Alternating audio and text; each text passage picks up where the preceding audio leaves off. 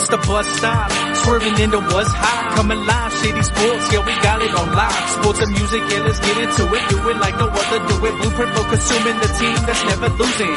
Coming live from Colorado, like, share, and follow. Shady Sports, the motto, fresher than avocado.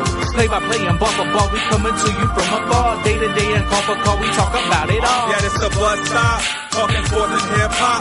Jump on the bandwagon, cause we talking what's hot. 8303, Denver, what's happening? We got sports action, come take a ride with us if you DJing or rapping. No capping, stand LinkedIn, bringing sports and rap news, stats news, and talking Denver's who's. And we ain't hard to find, we on Shady Sports Network like all the time. Gemini Statik got the ball, it's time to grind. It's the show you won't wanna miss, not one line. And ain't there not a show bringing what we bringing. So go ahead and tune in, man, we just hanging at the bus stop. Shady Sports, Shady Sports, Shady Sports, Shady Sports, Shady Sports, Shady Sports, Shady Sports, Shady Sports, Shady Sports, Shady Sports, Shady Sports, Shady Sports.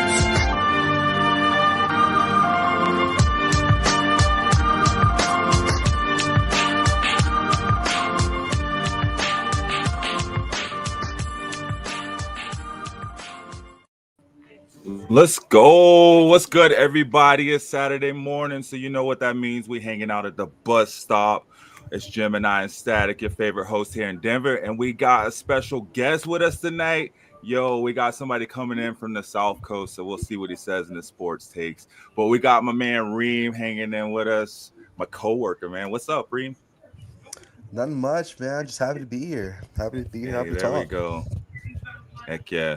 Happy to be here. Happy to talk. Hey, Statik, what's going on with you, man? I feel like I saw both of you guys yesterday, so this is amazing. We got so much to talk about today. Right, yeah, no, it's a laggy kind of morning. Me and you had a lot of fun last night at the Red Rock show, so trying to play catch up.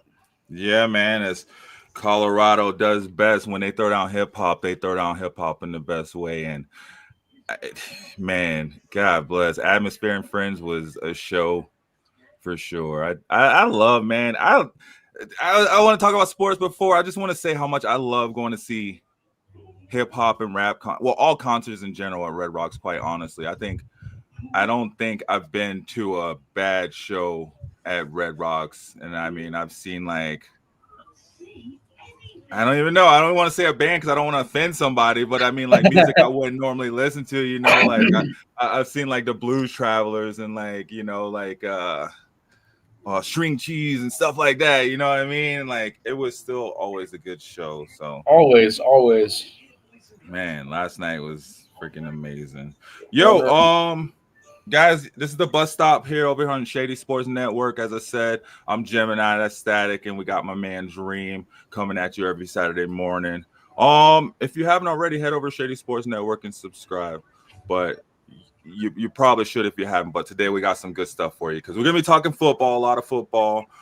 We got new music Fridays as we always do, and Statik Stamp, and you know, just kind of chopping it up here in the bus stop. So before we do that, like I normally do, you know what I'm saying, I'm gonna go ahead and hit you guys up with that promo for Shady Sports Network because we got so much more than just us chopping it up about football and music.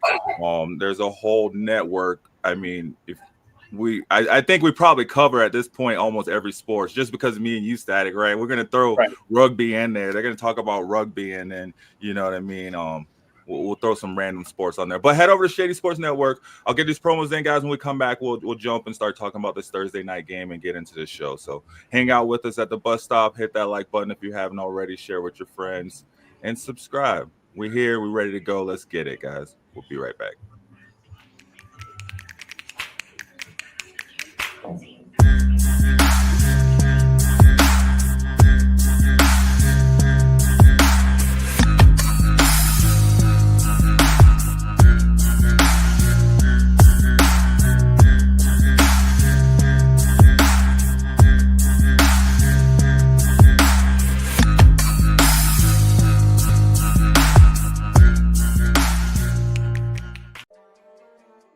McCain. You thought you wanted Gunther against Chad Gable, but you didn't. And I'm going to tell you why. Chad Gable would take everything that Gunther's done and bury it. The Playmaker. It was on site. AJ Styles walked out there, seen LA like, oh, okay, then LA Knight hopped out the car, let's go. break down everything in TNA, AEW, and all of the WWE programming. Join these two kings, monarchs of wrestling, live every Monday at 6:30 p.m. Eastern, 5:30 p.m. Central on the Play Caller Sports Talk YouTube channel.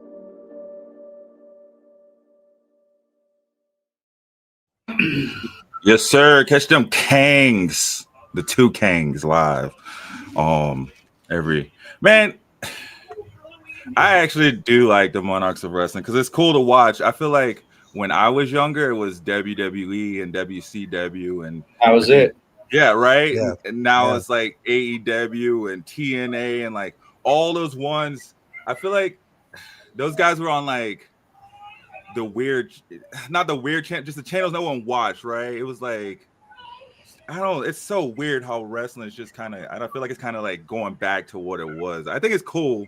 Maybe we're just seeing like another league becoming famous like WWE, but Right. it's interesting. Yo guys, so like I said, I want to start off with this Thursday night game. And before we started, Reem, you had a good question. You were talking about Miami.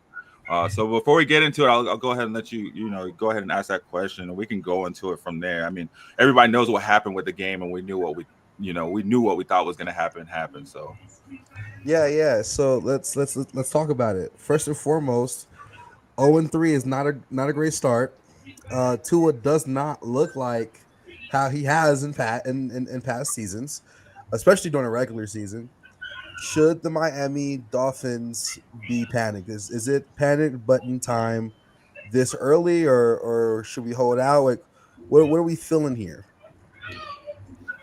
And, I think it's a really good question to ask, honestly, just because, I mean, when you look at the numbers, something's not adding up. Something's not adding up on that Miami Dolphins side, whether it's the coaching, whether it's the actual play, whether it's the scoring ability. Tua went 22 for 34 for 146 yards, 2 touchdowns and a pick. It's an interesting dynamic they got going in there, really, honestly, where you're really not understanding. It's hard to really gauge where the issue is coming in. yeah, I'll continue. I'm sorry. no, you go ahead. That, and I think with a receiver core of Tyreek Hill and Waddle, both of them being sub 100 yards for the first 3 games doesn't No, look Tyreek good. got 100 yards in the second game. I think he got 102 yards. Again, right? Again, that's not awesome. This is not great. And the issue that I think I'm seeing here, which I'm glad you brought up, the issue I'm seeing here is like Tyreek Hill is like leading yards worthy, like he's Triple Crown worthy kind of guy, and you're not getting 100 yards a game out of him. And a lot of the times Tyreek Hill's open, he's just not getting the ball. Like even the last game, and I'm gonna let y'all talk after this. 10 targets, 5 receptions. That's not great, man. That's not great at all. Yeah. I think Tyreek is kind of on that downside of his career for sure. I feel like it makes Kansas City and Andy Reid almost seem like Patriots and Bill Belichick-esque, right? Because when they traded away Tyreek, everybody's like, "What are you doing? You just won a Super Bowl with this guy. You can go back to the Super Bowl with this guy. You need to keep him." And he did look decent in his first year, or maybe even first 2 years in Miami. But I think right now Miami's problem is so deep that it's beyond Tyreek Hill and Jalen Waddle. And even Tua, I think, you have an issue with Josh McDaniels where the league has figured out his play calling. They know what he's going to do. I mean, even just watching this Thursday night game, I mean, I don't know. I didn't really watch their last 2 games. Watching this Thursday night game was just kind of frustrating because they're doing dump offs and streams so much. It looks like me playing Madden, you know what I mean? I'm just hitting triangle after every play and doing the same play over and over and over and over again. And so I feel like they have issues with play calling, like Josh McDaniels. Yeah, when he came in, it was innovating, and he had the pieces right. You got the fastest receiver in the league, right? And Tyreek, you got a solid young and upcoming quarterback in Tua, but that was before Tua took, the 19 concussions that he took over the past 2 seasons. So Man, now looking at Tua, I feel like we see like a scared quarterback. And now, and he's backtracking too, to the point where he's like, oh, well, Tyreek, I can't throw the ball 80 yards down the field to get you the ball. But you knew what you had with Tyreek Hill for the past, 3, 4, 5 seasons or whatever. So I don't understand why all of a sudden it's different. But it's different because you're looking out for defenders coming on the line. Your line's not holding up. You got a crappy offensive line over there. I think it's just, man, they just got so many issues over there in Miami. And they've had so many issues for the past couple of years that they were able to cover because they did have a really good receiving core in Jalen Waddle and Tyreek Hill. They had a really solid. I mean, last year they had an amazing running back core, right? I don't know why they got rid of freaking what's his face. I can't think of his name, but they still. I mean, A-Chain is still doing really good this year. I guess I see why they got rid. I mean, he proved last season he was good enough to take over, and even Ollie Gordon. So they keep really good running back. Their running game. I don't know. It's just like I look at Josh McDaniels on the sideline, and all I picture is the coach from Waterboy. ooh, On the phone with his mom, and the phone's not even connected. For reals, I'm serious. It's crazy to think that like 2 years ago he was swagging hard, right? He was the talk of the league, and just like, especially looking at it from the Broncos perspective. I remember, they beat the Broncos. What was it, like 72-14 or something 2 seasons ago? That just happened, and you wouldn't think that looking at the game nowadays, right? And you just can't do that same stuff. It's the NFL. Like, coaches and players get paid to figure out your game plan and what you're doing. And then once they realize all they got to do is scare Tua, I feel like that changed everything. They got beat by the Colts, man. Yeah. Like, granted, we got beat by the Colts last week, so I can't talk trash here. But at least, like, I don't know. We still got beat by the Colts too, but at least it was more controversial than getting, ramsacked. I think they had 3 interceptions in the first quarter or something like. It literally looked like a Madden game. It was wild. Yeah, and I think you hit the nail on the head. Honestly, I really think it does. The more you talk about it and put it out there, it seems that that's the apparent, obvious issue that they have going out of Miami is their play calling. There's no scheme to it. There's no direction with it, really. It's just kind of randomized where they're trying to spread the ball too much. They're really not singling out one single player to be the standout. They're really kind of trying to spread the ball, and it's not being done efficiently enough to actually work. Yeah. And I mean, I don't know. Tua was just not it. no. I think we thought Tua was it. I mean, even looking back to Alabama, it's still almost like it's like Jalen Hurts won that entire deal. Like, he left because Tua took over, but ever since that point, he's been doing nothing but he won the Heisman. He won. I think he won a national champ. I think he won a national champ. I don't know, whatever. But he won the Super Bowl. He's been to the Super Bowl twice, whereas Tua's had concussions every other week, right? Yeah. I don't know. And to kind of piggyback off one of the points you said, especially with Tyreek, him not being able to utilize the deep threat portion of his game, I think is a real big deal, a bigger deal than most people know, because if you take the deep threat feature from Tyreek Hill, really, what are you getting after that? Yes, he's fast. Don't get me wrong, and I mean, and he can catch the ball, but he's not your route guy. He's not the guy that's gonna find the pocket. His ability to be athletic and to burst complements the fact that he's a very good deep threat option. And if Tua's not getting the ball down to him, that's kind of why him and Mahomes work so well, because Mahomes' arm is insane, right? Mm-hmm. But with Tua, you're not getting that. So we actually really don't know how good Tyreek could be right now, how good Waddle could be right now, because we where right now with kind of the point you mentioned earlier, we're not even getting the Tua we got a year ago. You know what I mean? This is clearly affecting him. The schemes aren't working, just like you mentioned earlier. And I'm trying to figure out as a viewer of the game, because I did watch that game as well. Is it just the scheme? Is it also Tua? And I think from a coaching perspective, right? If you know what the issues is with your forging or your quarterback, and he's not able to do these particular things, you kind of limit yourself as the coach or as the offensive coordinator on what you can do. Does that make sense? Yeah. So it's like how much of it is the coaching, how much of it is Tua, and kind of like where should they go from this point? Because just like you mentioned, don't get me wrong, Daniel Jones is great, but But my God. yeah, this guy Daniel Jones has been leading the league in the past 3 weeks. I mean, the Colts, they have, I don't even know what the stat was, but I know they had scored like their first like 12 or 13 possessions to start the NFL year, and that was even going up against the Broncos defense. So I'm pretty sure it's granted, 11. Pretty sure it's 11. yeah, see, and Yeah. so they are not, it's not like they're a bad team, but also I think too, Miami benefited from a weak AFC North, right? That's what they're in, a weak AFC North, because there was like that Right. little like crazy period after Tom Brady left. You know, you had New England, they weren't doing anything. The Jets never do anything.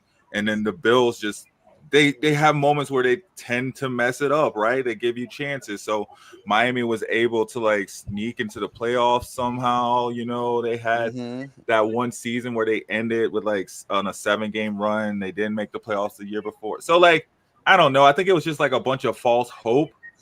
And, you know, like they just, I don't know. It's just hard. I guess it's hard to gauge though, right? When you think you have your quarterback, you're not going to look at other quarterbacks, especially when the quarterback's young. Right.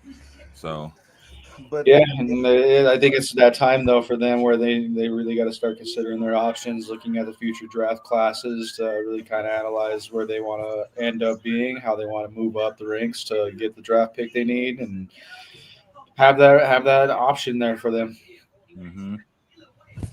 and again, to kind of talk about that Colts game, I hate to beat this dead horse, but No pun intended. my literally. 8-33, they make the Colts look like, you know, a championship contender, man. Well, I mean, the Colts are making themselves look like a championship contender right now. I think they're pretenders. We'll get to that later, but we'll get there later. I need a full season from Danny Jones before I say anything. I agree, and I want to ask y'all about the quarterback room for the Colts here in a second. But yeah, again with the Dolphins, something has to give, and it's not just an offensive thing; it's also a defensive thing. It's just an overall team thing. I feel like they're not in the winning mindset. You can kind of tell because they've kind of gone through so much adversity with losing personnel and having their people kind of go through what they're going through. And I can tell, like they just don't. The whole team just doesn't look the same. But it starts with Tua, it starts with the coach, it starts with these major players. But I feel like the team identity itself has changed comparatively to even last year, if that makes sense. I think it starts with a whole. They need to strap the whole team. I mean, they signed Darren Waller. He was retired. They literally traded away. They traded away their young starting tight end. I don't even understand this. And then went and signed a tight end that wasn't even playing. They didn't even look at the waiver wires. They didn't find a tight end from another team that was playing. I know, Cincinnati has 2 tight ends that came from different teams, and Gesicki and Noah Fant. They couldn't grab one of them. No, they went and got Darren Waller, who didn't even play last season for the Giants, the full season, and thinking that he was going to be I don't even understand what, like, that whole organization is just dumb. Yeah, and Jonnu Smith held it down last year, honestly, in that position. He was great. a beast in that position. Yeah, he was on my fantasy team, and he held it down. He was putting up numbers. He had that kind of adhesive, the cohesiveness that, you know, really brought the offense together. Yeah, and I mean, now a tight end, who do they have? I don't even, do they have a tight end? They like don't. I have the roster right here, but a tight end. Is it Tanner Connor? Let's see if they got stats. They don't even, yeah, something. You see, Tanner you see how many Connor. question marks is in this conversation right now, man. It's not great. Yeah, this It's dude. not great. I can't even. Let me see. He got You said to 4 look it up. targets for 20 yards in the first game. Against Buffalo on Thursday, he had 2 targets. He caught 1 for 13 yards. Yeah. Yeah. Yeah, he didn't like what. Miami's just dumb. They're just dumb. I don't even know why I bet on them to win that game. I thought maybe I don't know Buffalo either. could slip up. I thought Buffalo was going to slip up because they look too good. You know, sometimes the team looks too good and then they just come out swagging. And in the first half, they really held it down. They looked really good. Miami really came out strong, and it just fell off at some point. Yeah, because they kept doing the same screens over and over. It's like, yeah, you could do that stuff in the first half when they're just filling you out, but then when they actually decide to play you and play the game, like you can't do these same dump outs. It's stupid. Like, why are you dumping it out to your running back when he can just run it? He's a running back. Like, why not just let him run it? We're doing stupid screens like it's freaking like just some magical play call, and he was just like, yeah, I figured out. I'm telling you, it's like the coach off Waterboy, man. It's like Andy Dinkler, whatever his name is from Waterboy. Like he just forgot how to call plays, man. It's like something happened. Tua got like his 5th concussion, and it rubbed off on Mike McDaniels. And because I mean, what he wasn't was his dad a coach or something? He was. I think the way Mike McDaniel's career started in the NFL, it was random AF. He started out as a Broncos ball boy. Yeah, he's the ball boy. He's literally a freaking dream story, and it seems like his dream is fizzled out. That's all I'm saying. I don't understand. I mean, imagine if Josh Allen, imagine if Lamar Jackson had Tyreek Hill. I mean, come on, man. Come on, man. Are you serious? You saw what Pat Mahomes did with them, right? Imagine if, come on, man. Imagine Tyreek Hill imagine Tyreek Hill on the Steelers. Man. On the other side of freaking DK or Debo or whoever they got, one of those D wide receivers that went somewhere over all season. No, but I'm saying though, like, I thought for sure Tyreek was gonna leave, and I just think Tua. I just don't like Tua. Though. He should have, and I agree with you, but I want to change some perspective here and talk about the Bills for this game. Oh man! And I want to correct me if I'm wrong. I just don't think that was the craziest Bills game we saw, and the Miami Dolphins still lost. Like that was by no means and like amazing Bills game. It was a cool, lukewarm Bills game to me specifically because I just watched them play the Ravens like they were in a Super Bowl. You know what I'm saying? Yeah. I'm talking about defensive plays I've never seen. Mm-hmm. Josh Allen casting spells, right? Yeah. In this game, it really felt like just like what Cedric was saying earlier, they were filling them out. And as soon as they collapsed, the Bills took advantage. But it just, for me, I think this is a telltale sign of where the Bills are and where the Dolphins are. The Bills didn't have to play crazy to win this game. But also, my question for you guys is, where do you see the Bills going from this point? Bills don't go nowhere. They look good. Yeah, I would agree. Honestly, because this game was won on the ground. James Cook had 19 carries for 108 yards. He was the only. That's a lot. Yeah, he was the only 100-yard player on both sides of the ball. I'm pretty sure. That wasn't the quarterbacks. Their receivers is their weak point. That's their weakest link is their receiving core. You had Dalton Kincaid was their leading yard receiver, and that's your tight end. Like, how's your tight end? Yeah. Keon Coleman didn't do anything. I think he had like 20 yards or something like that. Which I think they should prioritize him more. Personally, I think Keon Coleman is probably their most explosive receiver they have. Definitely. I've seen him in Florida State. Like he has that upside potential. Even that catch that he had on the Ravens, I'm not sure. Did y'all see that? Yeah, yeah. Like One he wasn't even the target. His one catch. Yeah, his one, Pretty like, much. oh shoot. But again, they're just like y'all said, the receiving core is not awesome. Again, you put Tyreek Hill on the Bills. Yeah. And I think he's the Quentin Johnson of the Bills, honestly, where he had a really rough season last year, so it's hard to rely on him. I think he is, just like Quentin Johnson, improving and really showing himself to have hands. But that last year was real rough in terms. I remember seeing Quentin Johnson with his drops, and I seen Keon Coleman with his drops, and they really put them in a bad reputation with the team when it came to reliability. Sure. Because nobody wants to catch balls for the Bills, man. They know Josh Allen ain't throwing the ball. That's what Stephon Diggs left. You got to have a Stephon Diggs type receiver that demands the ball. They have to command the ball if they want Josh Allen to throw it to him. Otherwise, he ain't going to throw the ball. You see James Cook.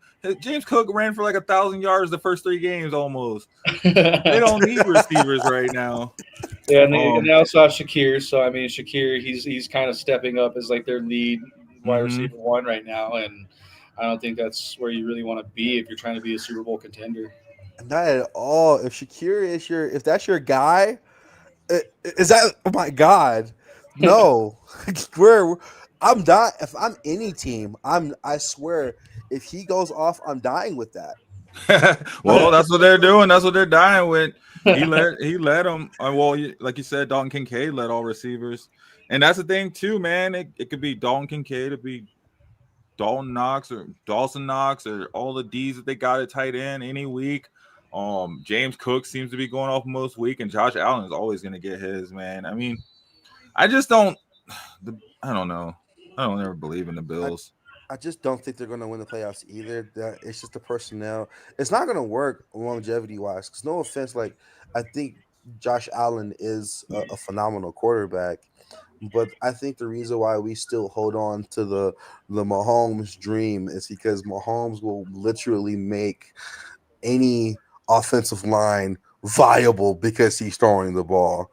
And that's not what you're getting out of Josh Allen. Josh Allen is you gave Josh Allen Xavier Worthy, bro. And like, get the fuck out. I'm sorry, get out of here, man. He's not doing anything with the receivers. That's what I'm saying. That's why Stephon Diggs left. Yeah. Like I'm not like no BS. Like get the Pat dump button. Mahomes takes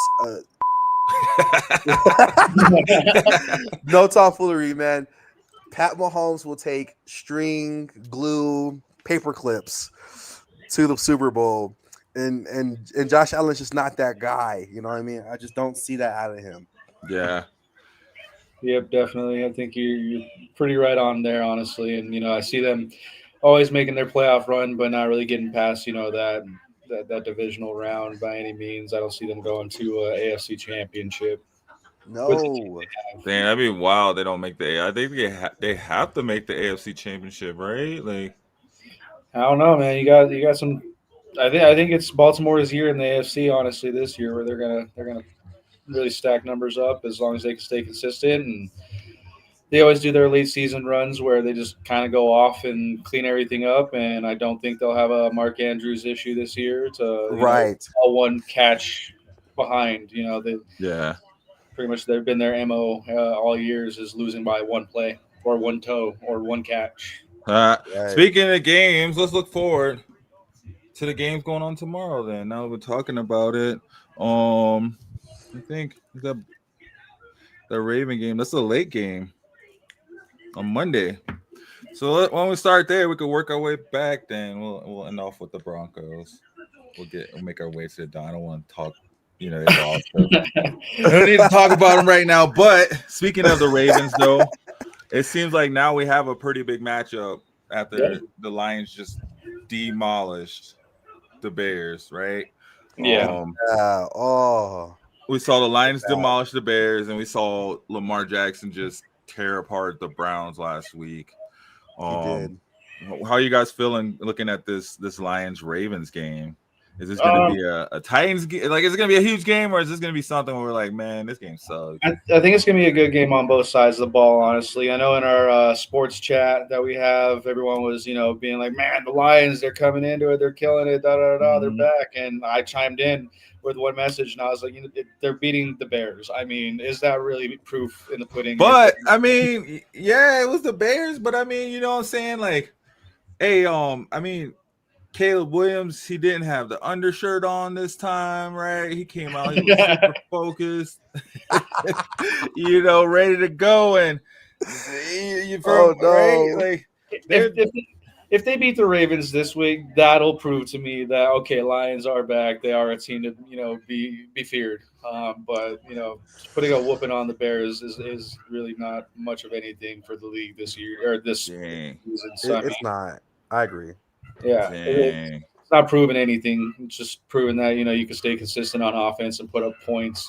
And Bears are never capable of doing that. So I mean, Reem was saying the other day that Amon-Ra St. Brown ain't as good as Justin Jefferson.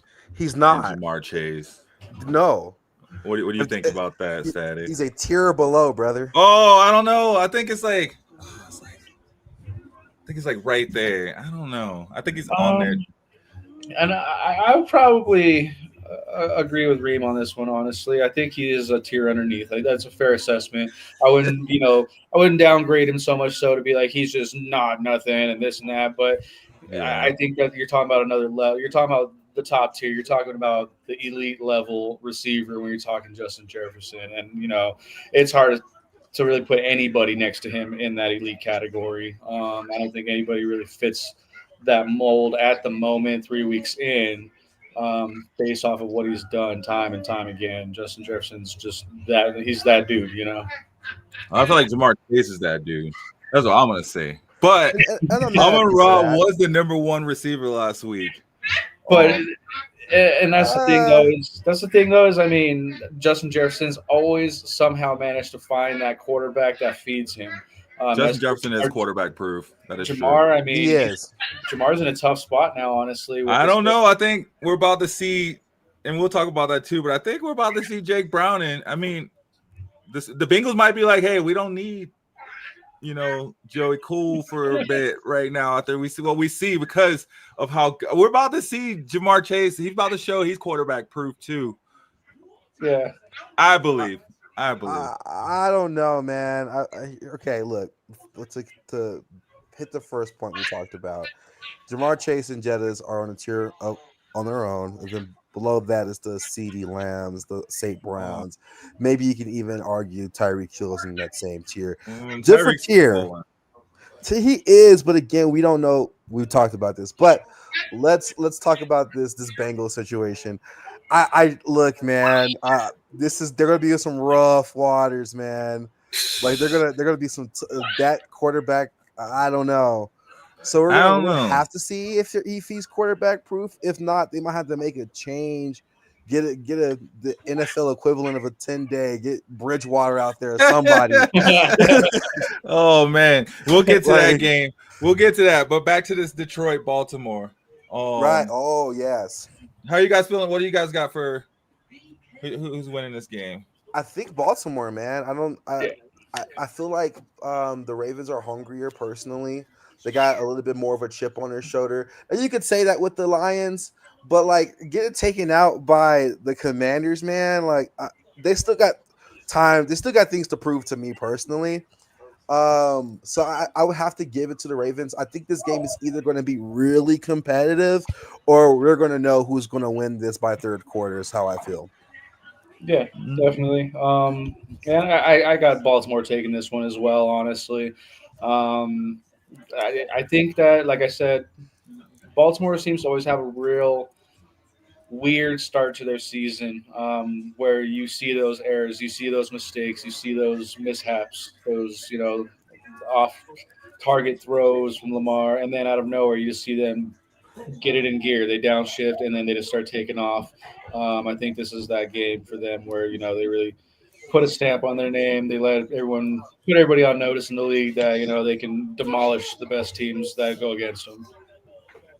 I like this game. I think it's just it's a matchup of pretty much it's like a battle of the NFL in itself. You know, you got your traditional quarterback in Jared Goff, and then you know you got your electric quarterback in Lamar Jackson, and they're kind of, you know, and then I think this will be a good game. I don't know, for some reason I'm just like hooked on the Lions. They just got a solid team over and out, and they just know how to use their playmakers, man. Like the way they spread it around. I think I don't know. I think the Ravens defense is gonna have a little bit of trouble. We saw their meltdown against Buffalo. You know, they let Buffalo come back on them and, you know, made Josh Allen pretty much look like I guess prove all the haters wrong, right, about his MVP from last season. It's the way you started off, but I don't know, man. I just feel like Detroit has too many. I don't want to say more playmakers. They just have, I don't know, playmakers in the right spots, more playmakers in the right spot. I don't know. I feel like Detroit might pull this one out. Yeah, they got a lot of system guys. I definitely like your assessment because, you know, the Lions and how they utilize their key players and all that are like essentially like what we're saying the Dolphins are not doing. Yeah. Yeah. Yeah, complete opposite for sure. Man. And I agree to a certain extent. Like, you're right. The Lions have a lot more system players, people who know where to be. It's not a lot of overlap. It's not a lot of people that are out of place. So, and then you got someone like Jared Goff who's pretty accurate. So, you know, you got a lot of things in places where it should be. So it's a matter of consistency at this point. Are they going to do this against Baltimore is the question. I guess you don't know that. Yeah.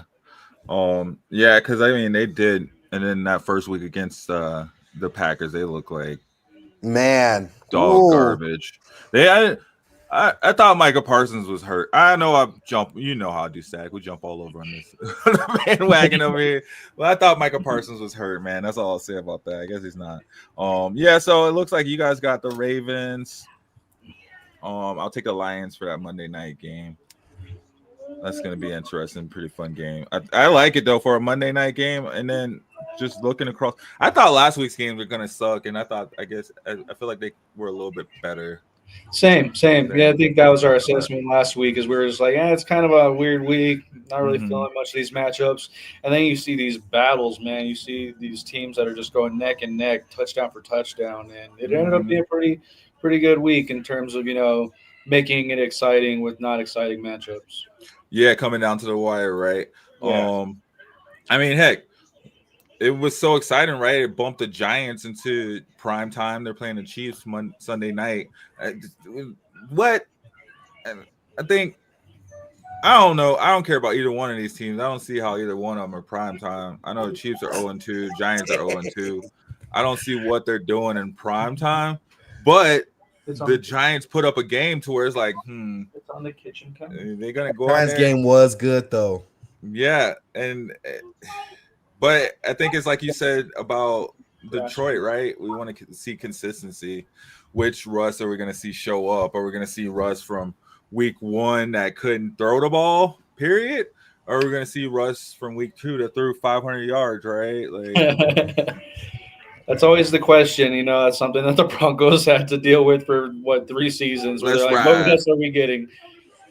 Yeah. But also, if you guys want some fun, they still have Jameis Winston. So, like, I know they were talking about that. Were they gonna? Oh man, who they say? King. You were just saying like the Bengals take a flyer on freaking whoever else. They should take a flyer on Jameis Winston. Imagine Jameis Winston throwing to Jamar Chase and T. Higgins, man. God bless, just throwing the ball up. That's a touchdown every 3 plays right there. It is. It has to be. It has to be. So yeah, they 6 still touchdowns, 6 interceptions. And I mean, but they got Jameis Winston. Jackson Dart looks. I mean, his last name Dart, right? He has to be on point. He has to be on point, right? And I don't know. I want to see him come out. Because I don't think they got a chance to do anything in the NFC, right? Giants aren't going to the playoffs, right? They're not. I don't think so. And if they do, it'd be a wild card, and they'd lose it in the wild card week. Right? They're not beating the Eagles, right? No. Especially now with them spamming the tush push. Man, so stupid. Man, it's You got spamming that thing, Saquon boy. back there. Another team, you got a running back. Why are you using your running back or using your quarterback as a run? Stupid. Yeah, Anyway, it's not just a running back. It's Saquon Barkley. it's Saquon freaking Saquon Bar. Exactly. Barkley, It's not yeah. even just a running back. You got Yes, literally they have the running back. the running back. He's backwards on the cover of Madden. The only player to ever be backwards on the cover of Madden, right? You know, that's how good he is. And I don't get it. Like, it's almost like when the Commanders were the Redskins and they had RG3 and they just spammed him to where now he's an analyst. Yeah, you know, That's true. watching players that were drafted with him play. I don't. Stupid. Yeah, and then they're not really utilizing their receivers. That's a whole different conversation. So such a whole different conversation because they're so dumb. The only reason Philadelphia has a running game, I feel like, is because they got Saquon Barkley. I'm sorry, in my opinion, they had no running game before him. It sucked. That's why they win. Luckily, somehow prayed to somebody and was able to pull the best running back in the league from their divisional opponent. You never see that. That'd be like in 2 years, Pat Mahomes retiring or going to a different team, and then somehow the Chiefs end up with Bo Nix or Justin Herbert. Like, what? Like, how in the world did this happen? And even now, the Giants, man, going into this game, they're using Scatterboo as their number one running back. Ooh. You know, he wasn't even I don't know, was he like a 5th round pick or something like that? I don't even know. he slid through pretty far, yeah. He slid pretty far, and they had Tyrone Tracy, who was pretty. It's like they're just doing Saquon all over again, but instead of running Tyrone Tracy into the ground, they're just not going to use him, and then he's going to go to probably the Cowboys or somebody and become a number one rusher. So stupid. Yeah, and the good old who's Javonte Williams method here. God, whatever. That's a fluke right there. That is not the same as Saquon Barkley. Javonte will not be leading the Cowboys to the Super Bowl this season. Although he does look pretty good down there for them. He does. I'm happy for him. You know, he definitely is, you know, getting his primetime play. He's getting the carries, this and that. He's finally getting over 100 yards. Finally. Did he get over 100 yards? He didn't get over 100 yards. I'm pretty sure that's first week he got over 100 yards where he got the 2 touchdowns. Oh, he might get over it again, too. They're playing the Bears. Yeah. Like we just said, the Bears. So yeah, the Bears are not good. Yeah, he has a chance. Pack that up. Damn, he got over 100 yards? He got 25 fantasy points last week, Javonte. No, he got 97 yards, bro. He did not crack it. That was his peak. On 18 attempts, though, 5.3 yards a carry. I feel like that's probably his highest yards per carry since like 2022 or 2023 or something, since his rookie year. Yeah, so it's interesting to see, and you know, it's always one of those things where I'm happy to see players go to a different team and, you know, succeed and find that success, even if, you know, they're leaving a team that I really enjoy, I love. I got the local love for the Broncos, but he just didn't fit the system here, obviously, clearly. Javonte? No, he was just too slow, bro. Yeah. He was a weight. He runs the ball, and it looks like he is slowing down. Like, it looks like he goes backwards when he runs the ball. And our line, we have the Broncos, the Broncos, they had a top 5 offensive line last season. That's like the Ajayi style. He averaged like less than 3 yards, around 3 yards a carry. I don't care about sleep on the Broncos. Did they have a top 5 line? The Broncos, they still this year they're still in the top 10 for offensive lines. Yeah, man, they had. Let me see if I can pull up the rankings. That's crazy. All right, shout out. Mm-hmm. Shout out, but they didn't have the running game to do anything with it. Right. Just shout out the horses, bro. That's what we got now at JK. Yeah. And he's looking good. He's looking real good. He fits the system. He finds the holes, and yeah, it's a world of difference. The Broncos' offensive line was second overall last year by PFF and first on ESPN. Oh wow! All right. So Cool. beast mode of a line, and he's getting around 3 yards a carry. And I mean, he has around 3 yards a carry this season. I mean, it's 2 games, yeah, not really anything too wild, but let's see. All right. He's averaging 4.58 yards a carry. Javonte sucks. Yeah, He's not great. No. What about the other games for Sunday? Yeah, the other games. Yeah, so we're looking. I mean, we're talking that Sunday night game, Chiefs. So what do you guys got? Chiefs, Giants battle. Chiefs. Chiefs. I got Giants. Comfortably Chiefs. You think we're getting what 2013, 2014, Russell, or what? Hey, we're gonna see another shootout. They're gonna take it down to the wire again. I don't see that. We'll see. You know, but I think it'll be a good game though. Is Worthy? How long is his injury out? He's out. Worthy's out for like 4 weeks or something like that. Yeah. So they're still down Worthy. Well, yeah. They still got Hollywood Brown, who seems to be showing up and showing out in his absence, picking up the slack. It's still got Chiefs all day on that one. I think I agree. Maybe they keep it close in the first quarter, but I see the Chiefs running away with it in the next 3. We'll see. Chiefs suck this season. They do. 0-2, baby. All right. Let's see. What about these 2:00 games on We got Sunday? Cardinals 49ers. Yeah, man. That right there is looking a bit more interesting. They're both undefeated. Macaroni Jones last week, man, came out looking like Tom Brady 2.9. Right? CMC went off. Yeah. I mean, shoot, Ricky Pearsall had 164 yards last week. Come on, who'd they play? They had to play freaking Cherry Creek High School. They played the Saints. Cherry Creek. Yeah, the Saints are not good. Yeah, no. But 164 yards for Ricky Pearsall? I mean, He's still got a bullet in his shoulder. That's a really banged up, on 8 receptions. It wasn't even like he had 18 receptions. But who even are the Saints? Who's the Saints DBs, I don't even know. They got rid of freaking what's-his-face. They're not good. They're the Wizards of NFL, man. Like, they're not good, bro. You're like, if I were to tell you, man, he dropped 50 points on the Wizards, you wouldn't care. It's the Wizards. Oh, man. All right. I'm with you there. But the Cardinals are 2-0, kind of similar situation too. I mean, they played the Panthers and the Saints. So the same teams. And I think the 49ers played the Panthers and the Saints. Oh, they played the Seahawks and the Saints. So they got one up in the division. Kyler Murray, man, the West Coast Tua.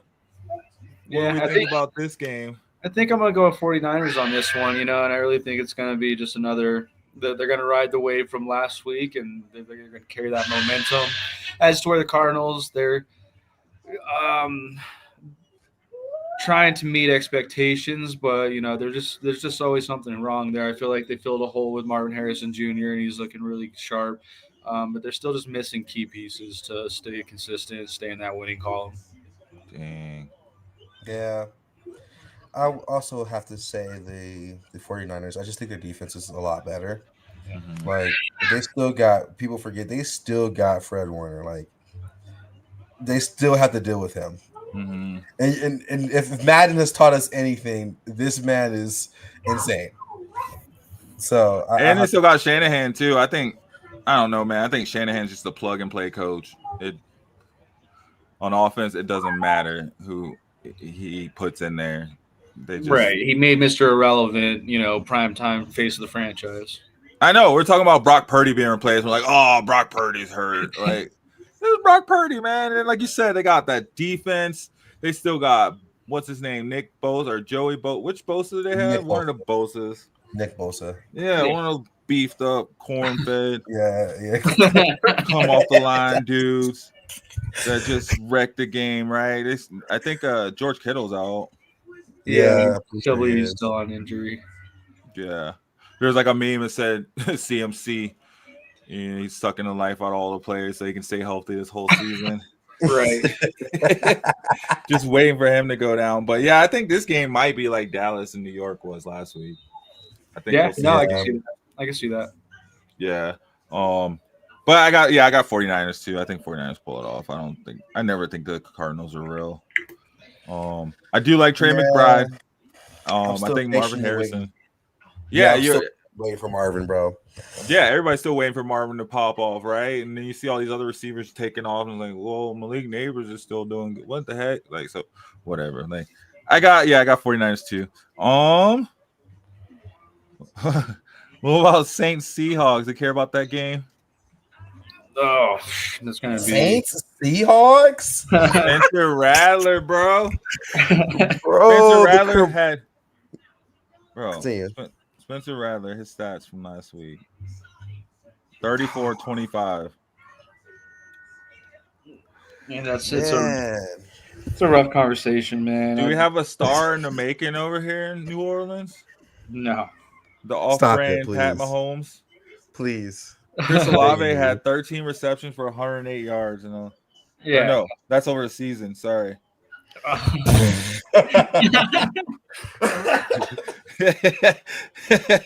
That's 2 games. That's not one game. That's 2 games. That's crazy. No, this is not. Alvin Kamara's look pretty good, right? Yeah, he's pretty consistent. Yeah, Alvin Kamara spent the whole offseason in Boulder and in Colorado doing off-season high altitude training all off-season. I know. I thought we were gonna get him. Yeah, no, that's kind of how I thought thinking too. You know, I was like, oh, he's been standing here the entire offseason. Wonder what that's about. And then, yeah, sure enough, he's just here for the altitude. Just to train and getting the new space. Yeah, Seahawks. I got Seahawks pulling this one out. I think, Saints probably not doing anything this season. Yeah, same. It'll be Seahawks win on that one, and it's in Seattle too. So, all right. Broncos, Chargers, Cowboys, Bears. Oh, Cowboys, Bears. Are we serious? It's Cowboys. Like, are we already like we dead? Are we so serious right now, man? Hey, man. Unless CeeDee Lamb crashes into Pickens, and in turn, like they both trip Dak Prescott all in the same play, and all 3 of them go out. I mean, I think Cowboys should win this one. Yeah, easily. Yeah, pretty convincingly, actually. Well, Caleb Williams, man, is he not a star in this league? A star right now? We're gonna be. 5 years from now, are we talking about Caleb Williams? 5 years from now, I don't know. The way we talk about Lamar Jackson and Josh Allen. I think he's already a star. I think he's a star without any kind of protection whatsoever. He does run around a lot back there. Yeah. All right, we'll talk this Broncos Chargers game. I don't have any faith in the Broncos. I feel like the Chargers. Guys, get this guy out of here. So sorry, man. Don't want to hear about that. The Chargers against the Chiefs? Oh, against who? When? Who was that? That was in Brazil, though. That was in a whole different country. That don't even count. Like what happens over here. That's like when Caleb Williams had an amazing game in Germany last year, right? I think he threw like 4 touchdowns. So you can't count those overseas games, man. Plus, it's Justin Herbert. Chargers gonna Charger. Chargers find a way to Charger. I know Broncos have found a way to Bronco this past. They become the Donkeys. Yeah, the big question I have for both of you is, do we stick with Will Lutz? I mean, yeah. Who are you gonna go get? Oh, there's what's his name? Young Hoku. Young Hoku. We go get Young Hoku. I think Young Wei Koo is how it's pronounced, but no, it's Young Ho. Yep, Young Hoku. We get that Young Ho. Bring him on in. I would, right? I start prospecting the soccer fields, man. They're not going to though. I mean, yeah. Look at Brandon Aubrey. I was reading his story. He tried out for MLS and didn't make it, so he just went to school. Yeah, and then he ended up trying out for like the school football team as a kicker or something. Yeah. No, he got a shot in the UFL or I think it was UFL. Now USFL. Yeah, so you don't need to search high and low for a kicker, man. You just go. No. Just go down the street, one of the soccer fields. Right. Will Lutz, I think it's just Sean Payton just stuck on his guys, man. Yeah. Stuck on his guys. I don't know. He needed him to, I guess, for that transition, but yeah, he has done nothing but let us down over the past 2 seasons. I feel like when we needed him, he is not there. And then our tight ends, man, Adam Troutman is our leading tight end. I don't even like this setup for the Broncos. We had such high hopes, and everything's just kind of. But that defense looks great. That defense does not look great. It did not look great. I don't know. It looked like the top 36 defense. Yeah. They looked like the number 37 defense in the league last week against Danny Jones. Literally, it was to the point where Pat Mahomes or PS2 sitting there talking about. I was on him like, you got PS2. He don't even understand what's going on right now. He was like looking at his hands like, I know how to use them. I just don't know how they work. And they were targeting him, right? That's kind of scary. If they were targeting him, Riley Moss doesn't look good. Jade Barron does not look good at all. Yeah, I think there's some work to be done for sure. I think much, and then not having Hufanga hurts us, man, because he was supposed to be that was the biggest weakness, right? Was the middle, and now it's like the whole defense is not looking that good, right? Yeah, they're just not hitting their stride. They're not hitting that same measurement that they were at last year in terms of the no-fly zone version 2. I'm hoping that was our 72-13 and 72-0 game, and they bounced back from it for sure. Yeah, but I don't know. I think going into this Chargers game, because it's a must-win for both these teams. Chargers started off the season the best way you could in a division. I feel like for any team that I've seen in a while, they're 2-0, and they're 2-0 against divisional opponents, beating the Raiders and the Chiefs. And they beat the Chiefs, right? The reigning AFC champion. Yeah, they have a chance and an opportunity to go 3-0 in their division right off within the first 4 weeks. So we have to beat them, right? If they want to go 3-0, they have to beat us. So I think it's gonna be a good game. I think you're gonna see a super determined Broncos team. You're not gonna see a Sean Payton trying to make plays work. We're starting. I don't know, man. We're seeing Troy Franklin come on. I kind of see these teams as like kind of the same type of team, quite honestly. The Chargers and the Broncos, kind of super similar across the board. I was gonna say I thought we had the edge at wide receiver, but I don't think so. I mean, Keenan Allen is Mr. Reliable. Right. I don't think there's anybody. Cortland Sutton's caught some pretty awesome passes though. He has some pretty good hands himself. But so I mean, I don't know. I think this game comes down to the wire, and it comes down to whoever makes the dumb decision first.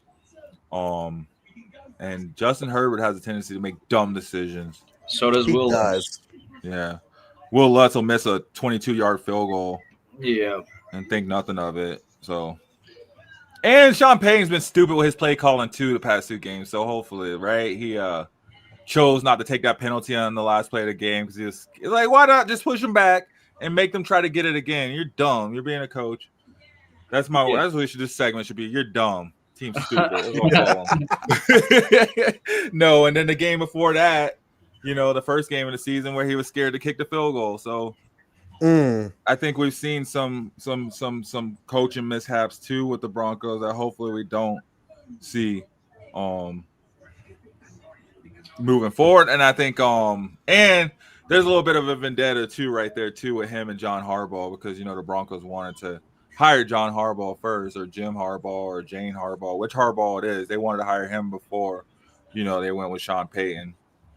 Yeah. And of course, he turned down the position. I got Broncos. I got Chargers, bro. I'm gonna see you in the office. When Chargers win.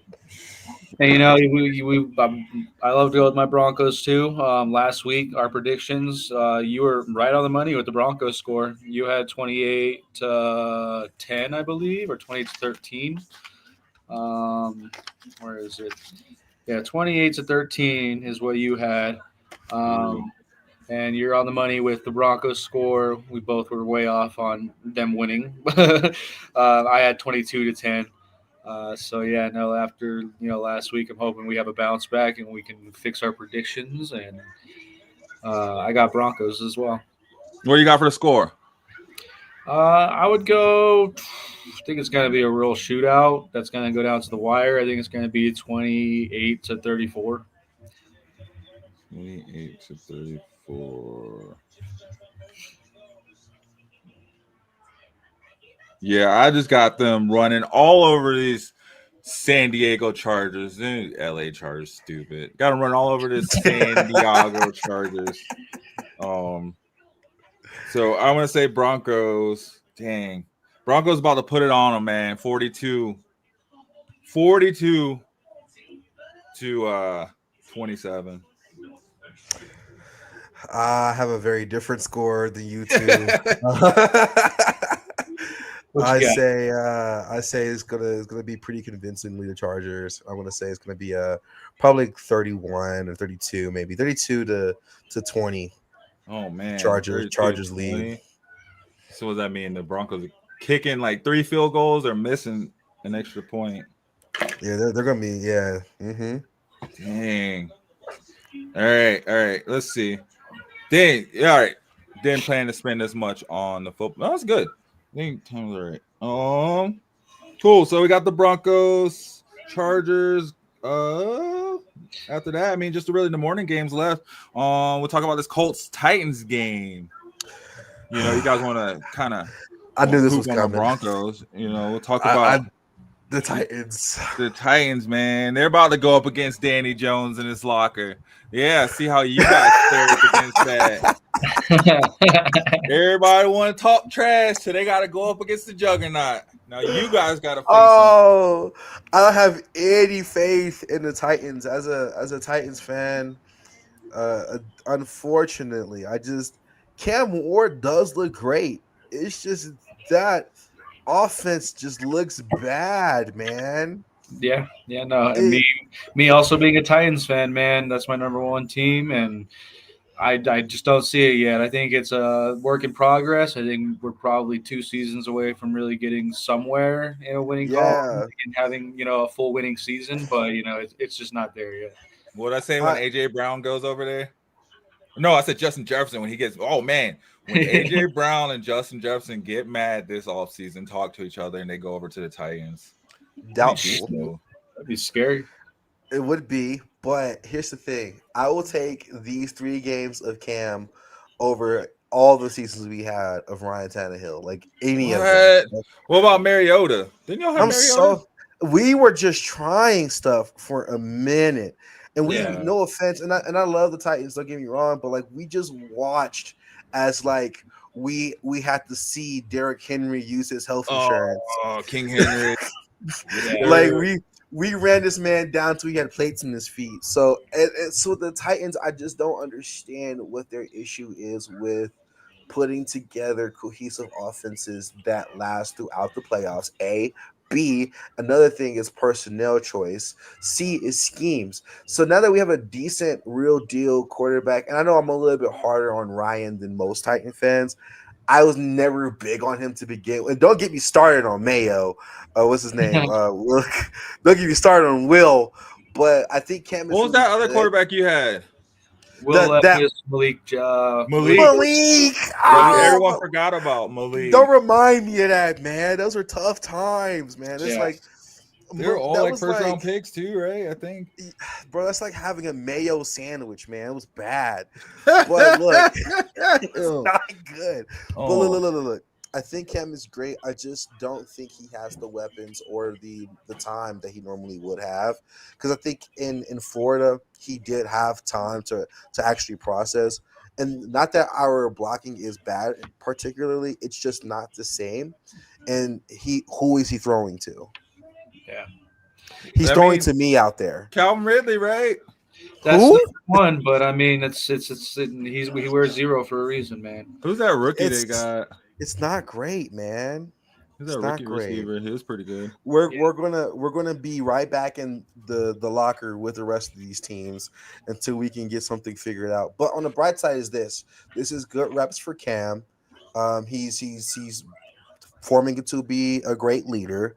And I think this is a part of his player progression and development. And this is going to be another game that he's going to have etched in his soul of like, I remember when we were trash. Like, this is going to be great for his development. You know what I mean? Yeah. And too, the cool thing is too, when you like when you realize you hit on your quarterback, right? Whether your team it's probably best for your team to have not such a good season, I think, that first season, because then you got a chance to turn around and go back into that early first round pick, and you can get a beast, right? Knowing them, they'll probably trade it away because we're going to need a quarterback, we'll trade it. But right, you would want to go back in and get a beast to pair up with that quarterback, right? And try to build off of that, which is what they need to rebuild that entire. I just think Tennessee just don't have they don't know what they do, right? They don't have a Derrick Henry anymore. They had Derrick Henry for so long, and then it's like, if you've been in a relationship for 20 years, and then that relationship ends, and you're just like, I don't even know what to do right now, right? They just been walking around like in circles. But that's the thing, though, is I think it's going to be some losing seasons that secure us a good draft pick again. And by the time we're in new Nissan Stadium, we're going to have a good pick. And for some reason, some way, somehow, these Titans, they find those running backs. They find those 2 kids in quarter running backs, So I think we have a good chance of, securing us a third 2K running back and, finding success in that and taking some pressure off Cam Ward, because, he has that person to go to in the backfield to be able to, just hand it off to, carry it, get those first downs, get the third down conversions going. So it takes a lot of pressure off him, where he can look at his weapons and, what we decide to do in the next couple seasons in terms of getting him some targets. And I like Pollard. I think last year, of course, I know Spears was hurt quite a bit, but I think Tennessee had the second best running back tandem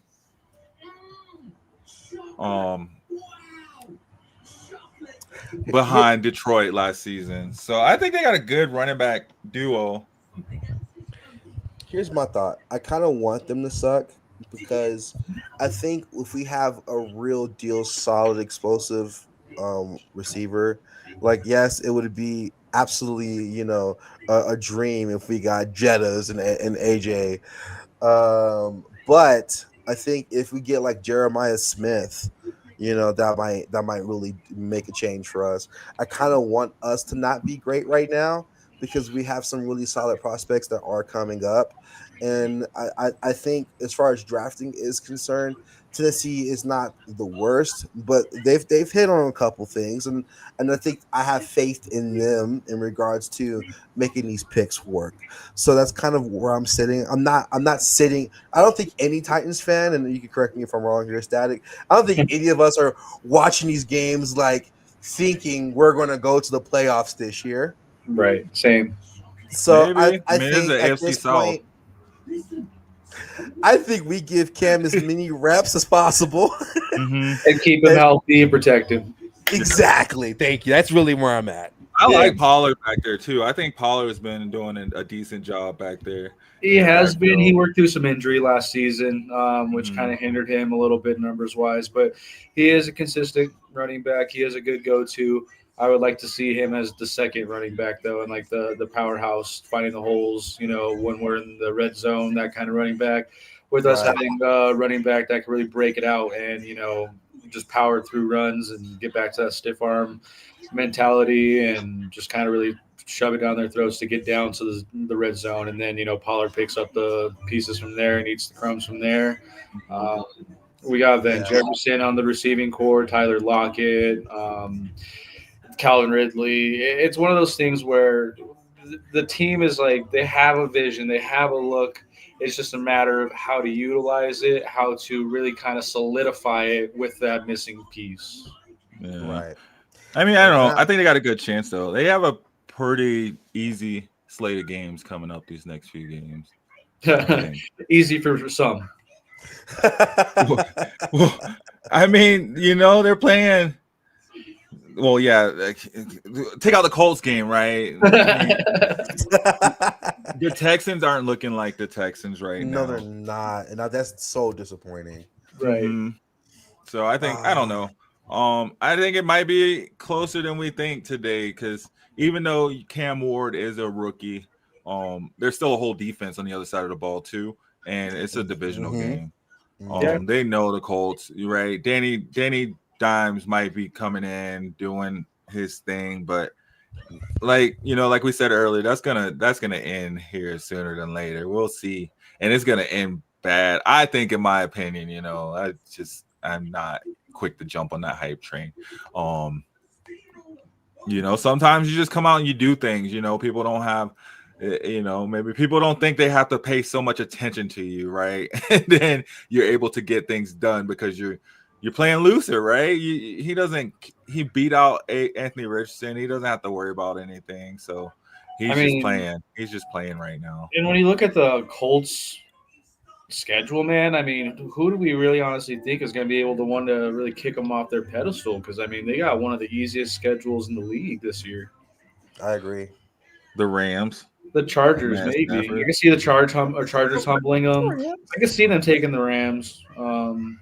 I can see the Chargers being the ones that humble them, but that's like week 8 or 9? They're going to go 8-0 and be one of the undefeated teams because they got such an easy schedule. And then from there, their next challenge is going to be the Chiefs, and we need to see where the Chiefs are at. So, I mean, I see the Colts being scary in their record with their wins, losses, and they go to the playoffs and all that, but I see them getting really humbled in the playoffs if they have to go up against the Ravens or something, and that's just where they're just going to get humiliated, embarrassed, and it's going to show how easy their schedule truly was this season.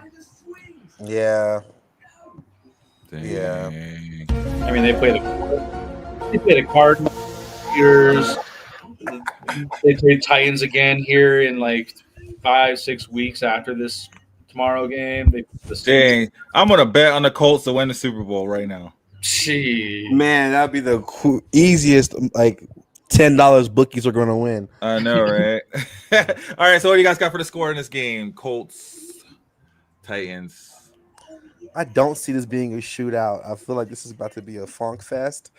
What 12 to 20? I mean, that's what their scores have been. They scored 12 points the first game against the Broncos. They scored 19 points last week against who did they play last week? Whoever they played, they scored 19 points. So yeah, I mean, that's been about their score line. It was 19-33 and then 12-20 something the first week. So it seemed like Cam has been scoring one more touchdown though. I mean, obviously it's only 2 weeks, but he scored his first touchdown last week, so maybe he'll score 2 touchdowns this week. He was connecting with the rookie, that rookie receiver. Can't think of his name, but I don't know, man. I just think I don't know. I'm not afraid of the Colts. I know they beat the Broncos, but it was a fluke. They should have lost, and we all know that. Like, Yeah, right. I agree. they could have called the same play on the. I don't know. Whatever. It's here nor there. But I just think the Colts aren't. They're not the Bills. They're not the Ravens, right? Yeah. They're not the Chiefs. Yeah. And with that being said, I still see them taking this game. I feel like it's going to be a real odd score in this one, where it's really going to show that the Colts really aren't like what they are perceived to be. But the Titans not really putting up much of a fight on the scoring end. I got it at the Colts 15 and Titans 6, where Titans get a couple field goals. That's about it.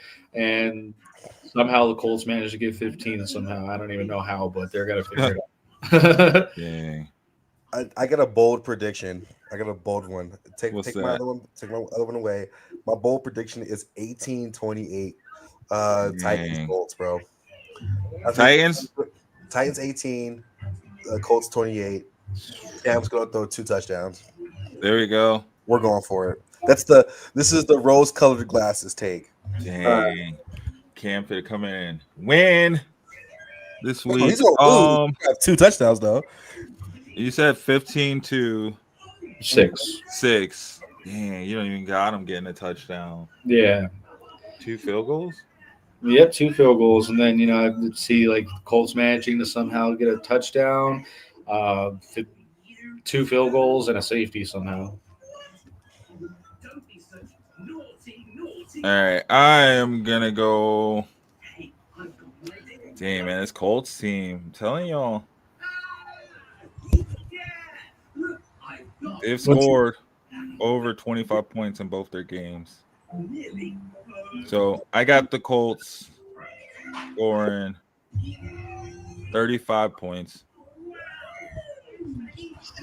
35 to 12.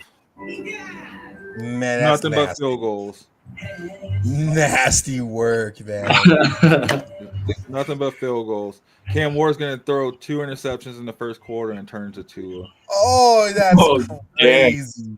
All right, bro. Only because that should have been Shador in that pick. No, I'm playing. It's controversial. I still believe this, by the way. Sorry. Dang, imagine how the Titans would look with Shador back there.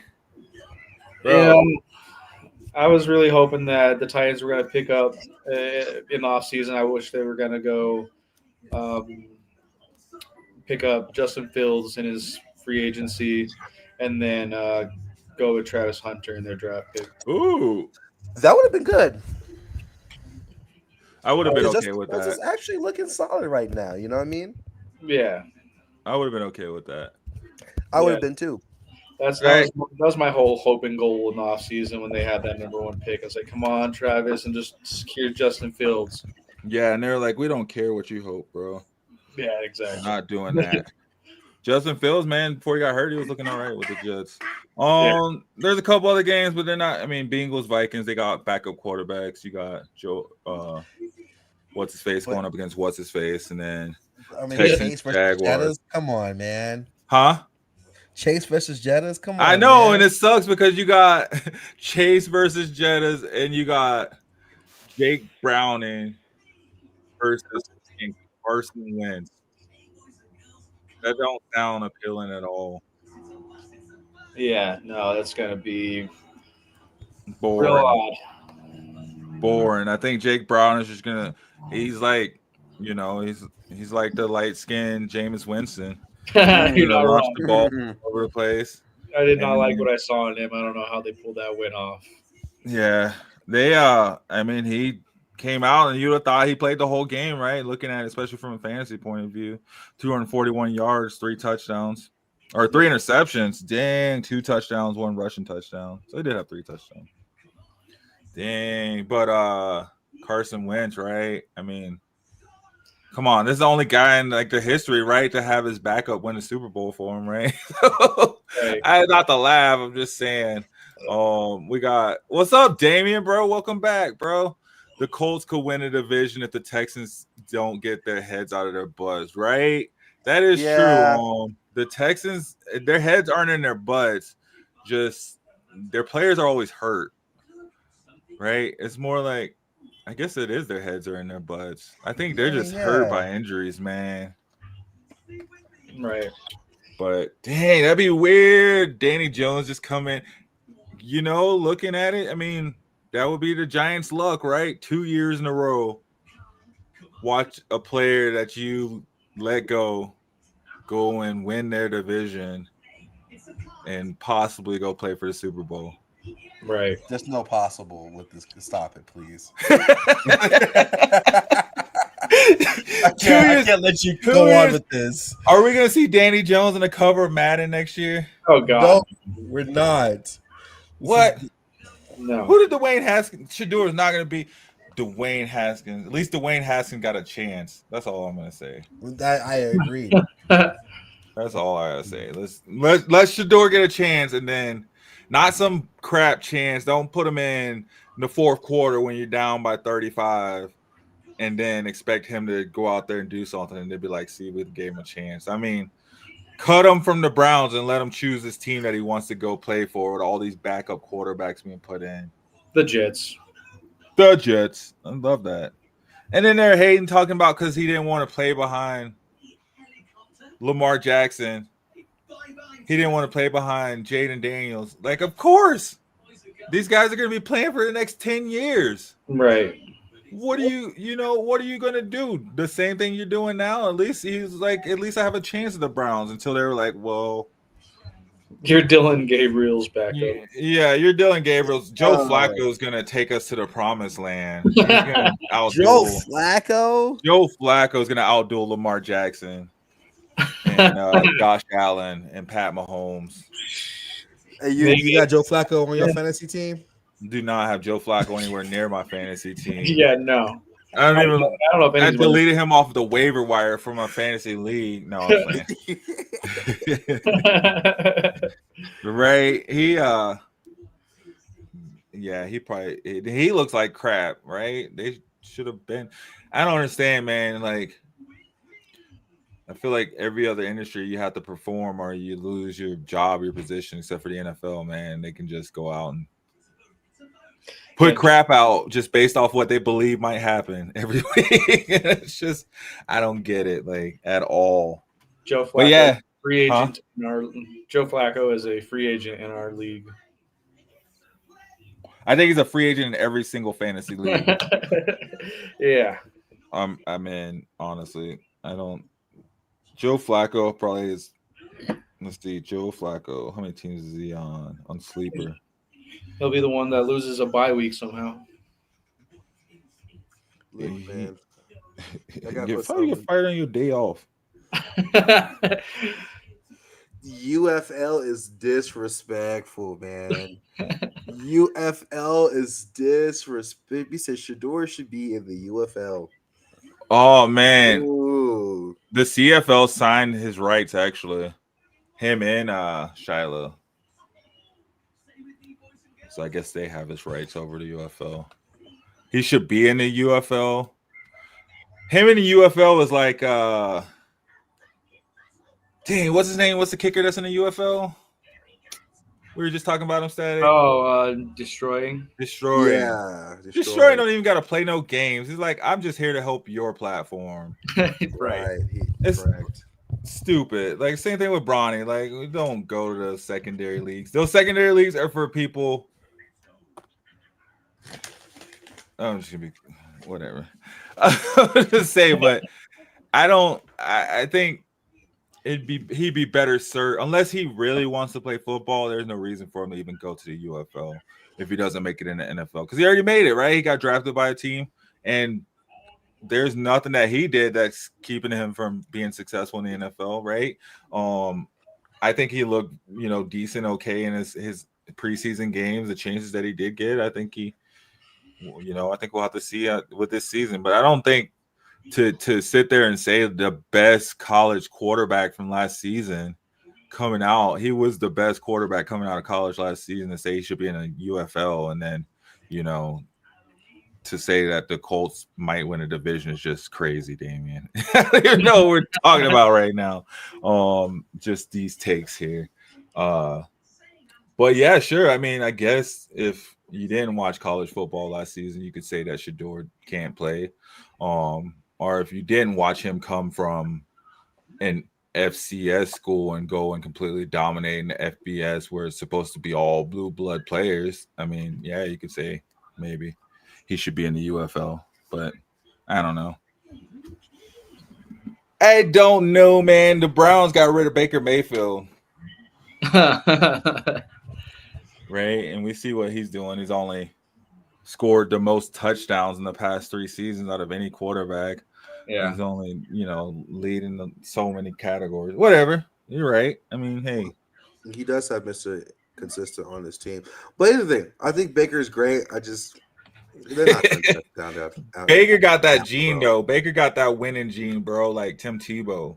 Right. Like, you just want to win if you're playing with him. I feel like that's just what it is. But I'm just saying, like, with Shador, we haven't even seen him play behind, a real NFL offensive line with real NFL players, right? We watched him play with the 3rd stringers, the 4th stringers. So until we do that, I don't know.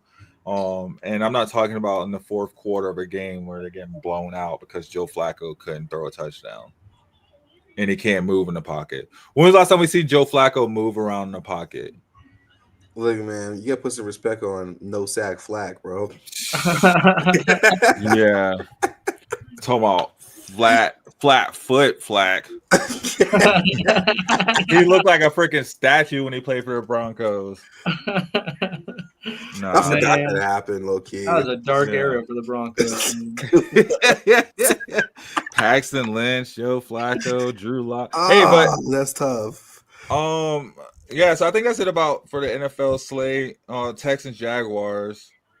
What do you guys got? I think Jaguars are coming around, man. I think the Jaguars are coming around. This is biased because I really, really love Travis Hunter, and I still have faith in Trevor.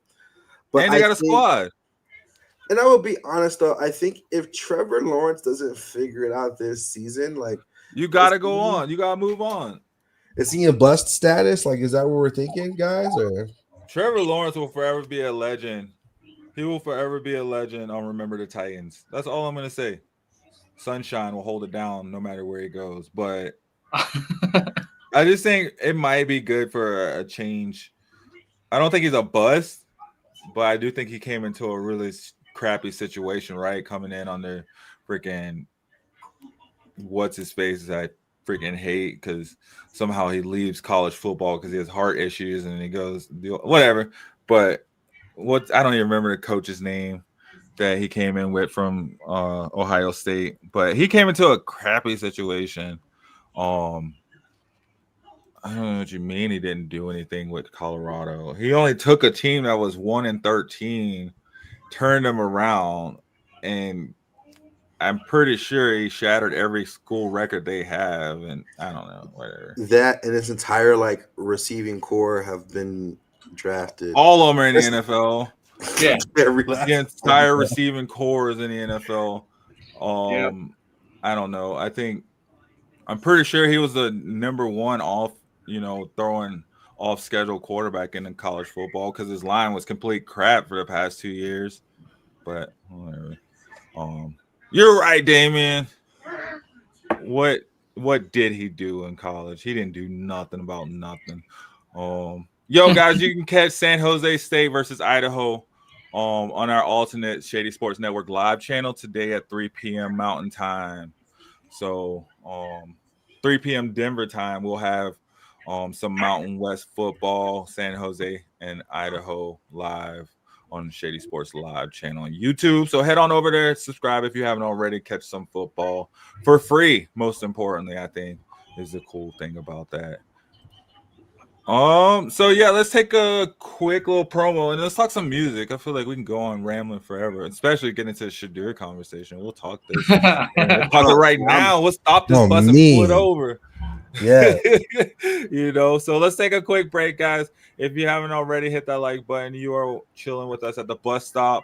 I know we've just been going on this NFL. It's a great day. We got so much football this weekend.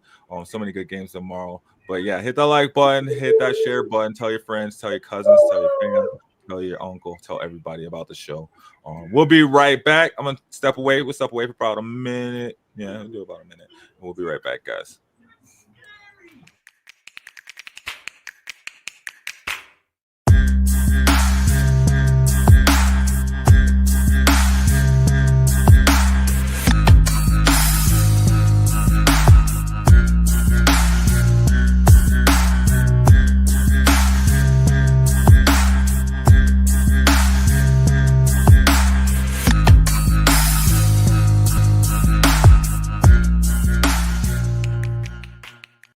My name is Anton Popoff, and this is my 6th year of college football. Training during the hottest times of the day is a recipe for muscle cramps, which is why electrolytes are so important. Hydration is crucial for my performance.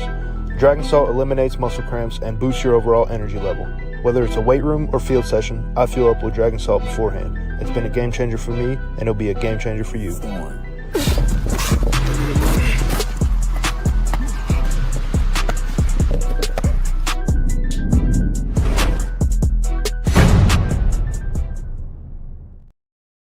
Yes, sir. Check out that Dragon Salt, guys. And don't forget to check out Shady Sports Network on all platforms, all social media platforms. Wherever you social media, you can probably follow us.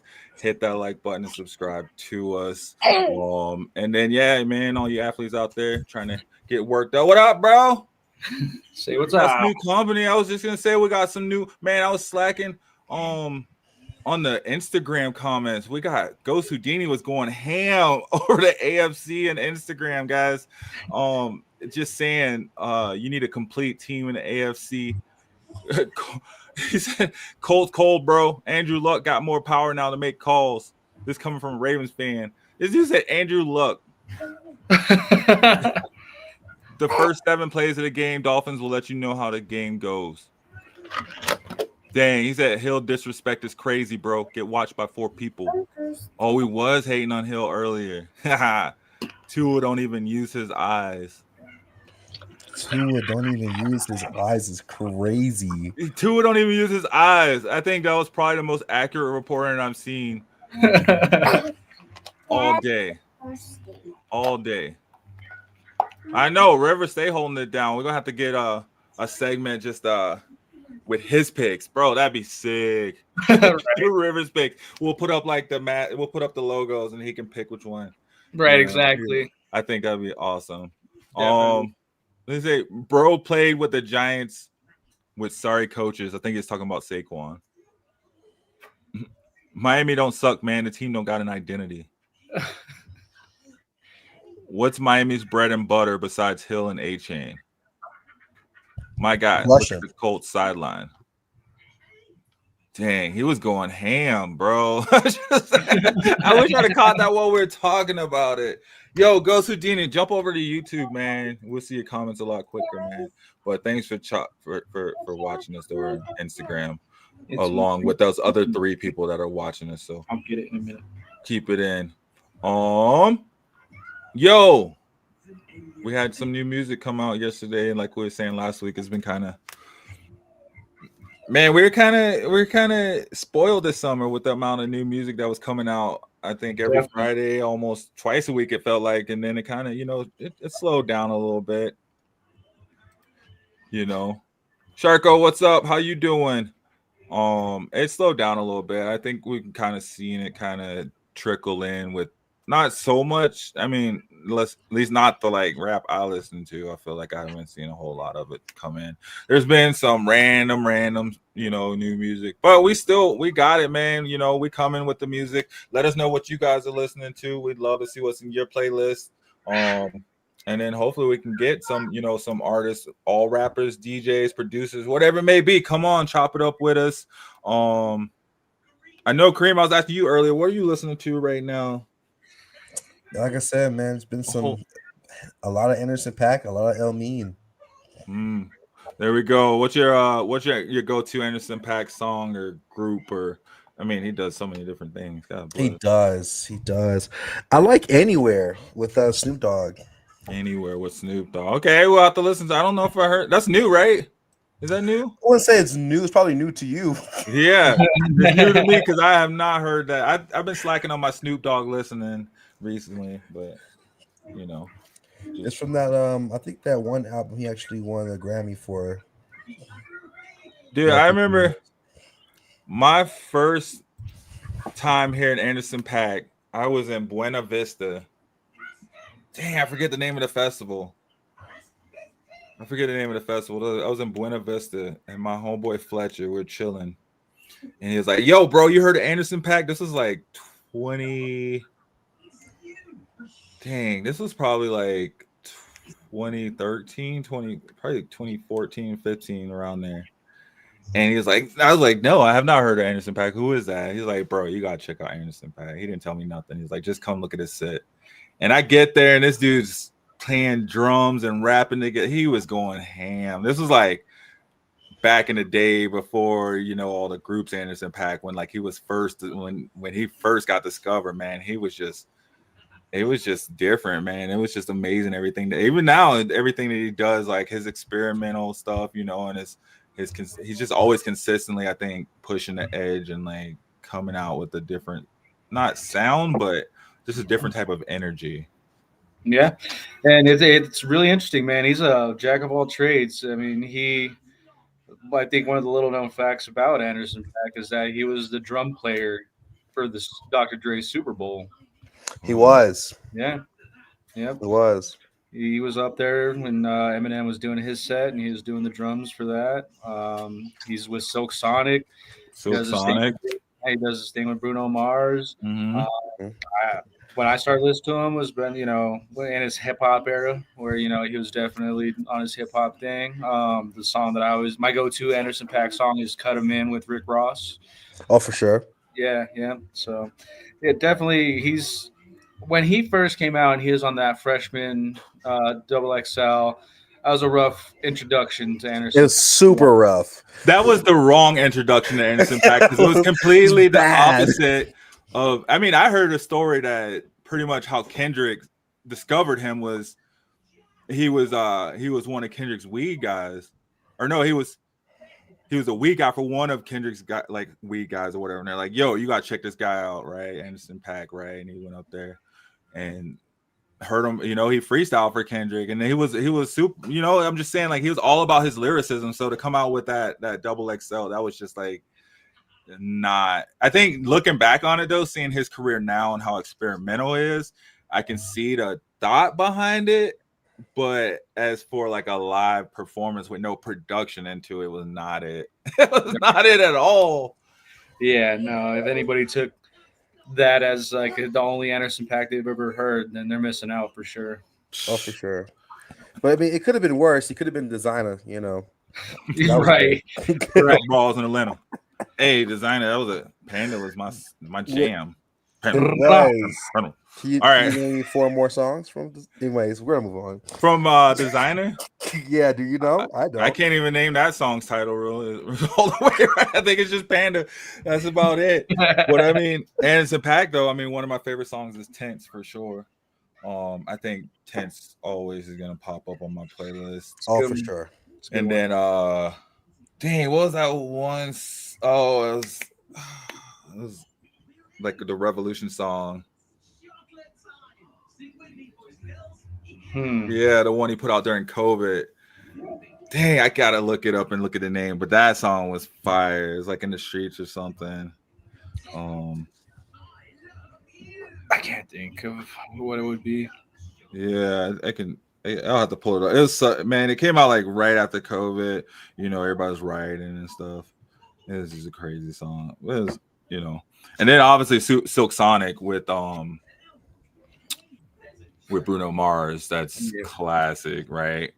Anderson .Paak is just that dude. I don't that freshman double XL was just not it. I mean, come on, Lil Dicky was the best MC on that. So he was I think we know where that stands. Yeah. Lockdown. That's what it is. Lockdown, when they had everybody on lockdown. Thanks. Right. No. Anderson was actually out in Denver about 3 days ago with his other venture with No Worries. Anderson .Paak was in Denver? Yeah, like 3 days ago. Because it's his other group. He's in like a bunch of groups, like the so many groups. Yeah. No Worries. He's in that. Go ahead. So him and his producer, I guess, buddy, I don't know. His name is Knowledge with the X for the O, so it's Knowledge with X. But they have a group called No Worries, so that's probably why you didn't know, because it wasn't Anderson .Paak. It was a No Worries concert, but No Worries just consists of Anderson and a producer, so it's just Anderson .Paak again. Yeah, and I love his liveliness, man. I love the energy he brings. Bro. A fun fact about Anderson .Paak is when he played his Red Rock show. I don't remember exactly what year. I think it was maybe 2018, 2019 when we played at Red Rocks. A fun fact is that his management team went around and specifically told Red Rocks, all of the Red Rock staff from top to bottom, all of us knew and were well aware that we could not tell Anderson .Paak what the actual curfew for the show was, because they needed him to fly to Las Vegas that same night and he had to be on time. And they knew that if he knew that he could play longer, he would. And so they were like, do not tell him he could play till 11:30 because he will. And we don't need that. We need him in Vegas. So his show ended at like 10:35 or something like that. And they kept it prompt. They're like, do not let Anderson .Paak find out what curfew is. Which is wild too, because I feel like, man, like when you have those artists that go, I love it because he's all about playing, man. That's why he's in so many different groups, right?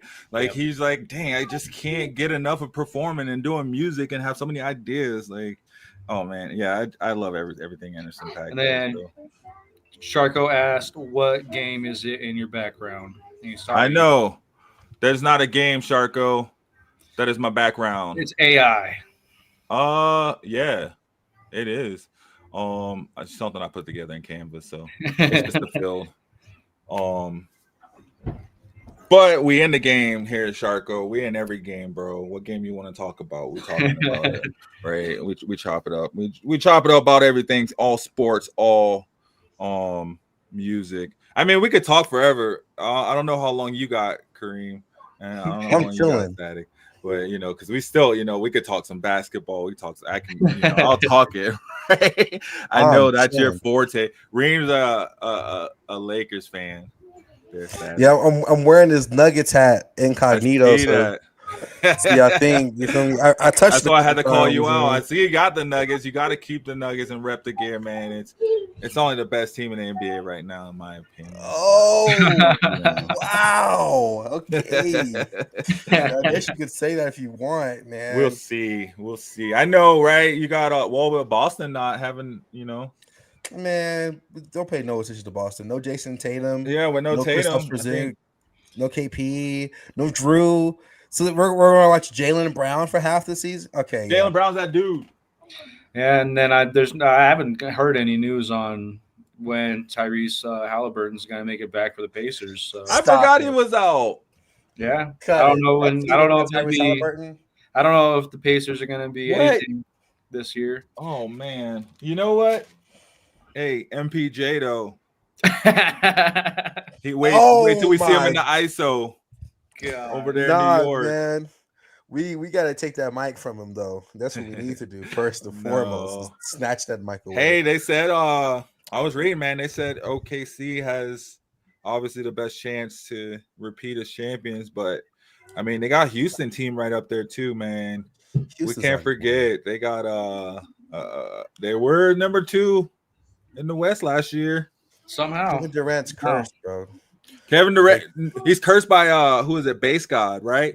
Base God never lifted that curse off Kevin Durant. He lifted it off James Harden, but James Harden still hasn't won. Because I remember he gave James Harden a blessing when he was with Houston, I think. And he was like, "Oh, okay, you can go ahead," and he didn't win. But he never listened. I think him and KD got into it again at a game about something. Oh, it was wild when KD was with the Warriors. I think they had gotten into it again. Yeah, because he cursed them when he was with OKC when they played. Was it when they played LeBron in Miami? Base God cursed them. So man, honestly, KD he curses himself. Man, he put himself in that most recent Iceman 3 with Drake and all that. It's like, man, you're just bringing that bad juju on yourself. Oh, let me see if I can find the Anthony Edwards shoe. He's not gonna win, bro. Nah, he's out of his prime. He doesn't bring much to any team that he could have 5-10 years ago. It's just one of those stories where he just needs to ride out into the sunset with whatever winning season he ends on. And I may be a hater here, but if your starting point guard is Fred VanVleet, bro, hey, pack it up. Back it up, man. Oh, we gotta find Frederick VanVleet. Pack it up. Hey. He's running at that point. You better put some respect on it. He's a champion, bro. Stop it, man. Please, man. Danny Green's a champion. Hey, man. You got that ring, bro. Get out of here, man. Damn, I cannot find this. Anthony Edwards, KD. But no, so back to music though. We get back to music though, because we could talk basketball for hours. So we got new music Friday. We did have some music come out on New Music Friday. Not really a whole lot, but just from what you sent me, Static, it looks like we did start off. We had Cardi B dropped her album, I Am the Drama. Yep, and it seems like, that's going to be – it was apparently highly anticipated. I hadn't even known that this is just her sophomore album. She hadn't put anything out about 6-7 years from her, debut album. So, it's something for worth taking a listen to. Usually, it's not something that she herself puts out there, but the features that she carries with her albums and her songs. So it'll be interesting to see who's on that. I haven't taken a listen to it quite yet. But yeah, I mean, it's Cardi B. So I mean, it's gonna have that ball in production. It's gonna have some banger beats, but it's gonna be Cardi B on it. So, well, I mean, and the title's True AF, right? I mean, I just saw on X. I don't know. It might from something recent. Stephon Diggs sent her a bucket of flowers on a trailer. On a trailer. Yeah. On a freaking tow truck trailer. Yeah. That's how big the bucket was. Yeah. The size of the trailer. So that comes on the heels of what did Offset say? He was 3-1. He got 2 more kids, so he got 3-1. It's like points. Right. And apparently I'm not sure how accurate it is, but apparently she's carrying Stephon Diggs' baby. Yeah, that's what I was gonna say too. Like, so it sounds like her album pretty much on point. Yeah, definitely. And the recent article I had read about her album, without listening to it yet, said that it's already in 24 hours gold with 500,000 units sold, expected to go platinum by the end of today. Wow, so that's pretty crazy. That's pretty crazy. Cardi B's album that just dropped yesterday. Yeah, 24 hours, 500,000 units sold already. Dang, who? Yeah, who? Oof. Who wore it better, Future or Offset? As far as like, just I don't even know how to put it, because it feels like the similar situation with Future and Russell Wilson. Yeah, it was Sierra. Yeah, well, on a whole different level, because Stephon Diggs is a whole different dude from Russ. He's just gonna troll. Yeah. I'd have to go Future on that one, man. Yeah, Future Hendrix for sure. Yeah, I think. But dang, does this fuel Stephon Diggs? No, not to take it away from music. Wait, what team is he on? The Patriots. Oh, okay, yeah, no. Hey, they got a chance to win some games. I don't know what they can do in that division. They will win some games. You're right. Yeah, difference between some, most, and all. Yeah. Some.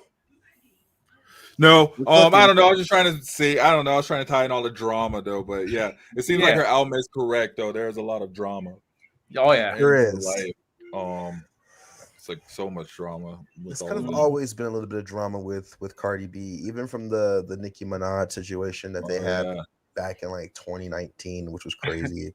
Right. And then the Offset continuum.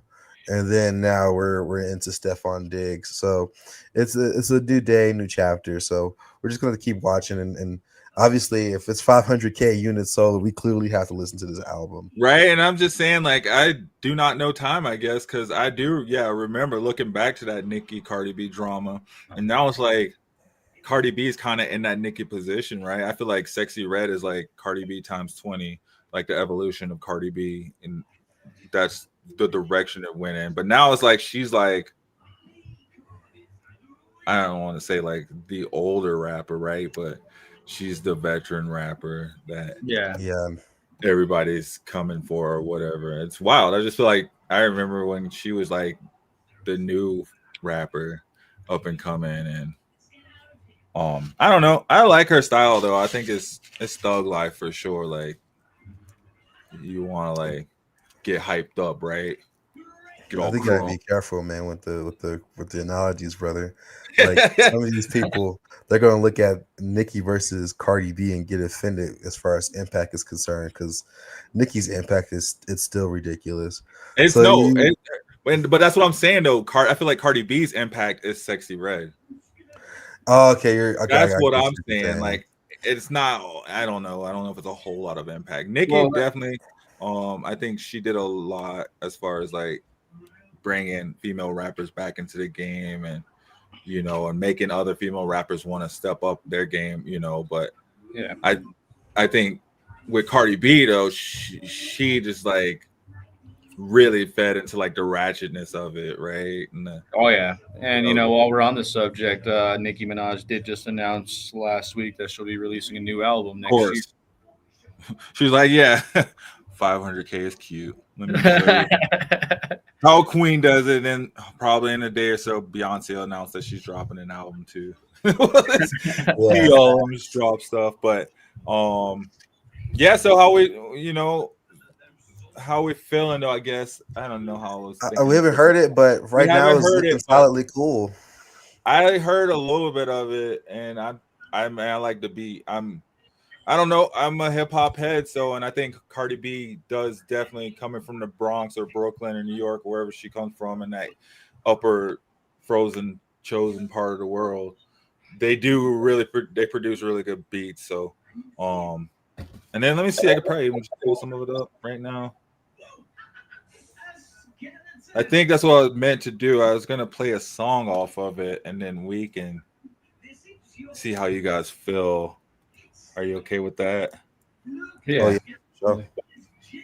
Cool. And then let me check over to Instagram. Oh man, Ghost just hasn't been back. Ghost Houdini, I missed you. He ghosted me. Ghosted us. All right, so let's see. Yeah, because then they measure music different nowadays, right? It's not really even like selling units. It's like, so she's at 500,000, but isn't it like, I think it's like 100,000 plays is like one album. I don't know. It's something like that too.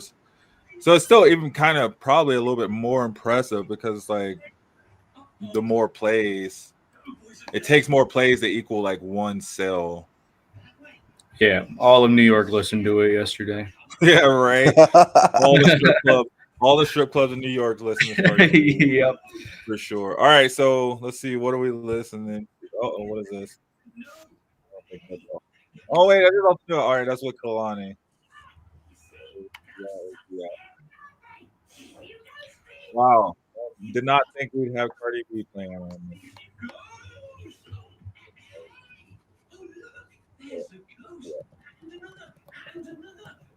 You guys send us some deep cut rap music.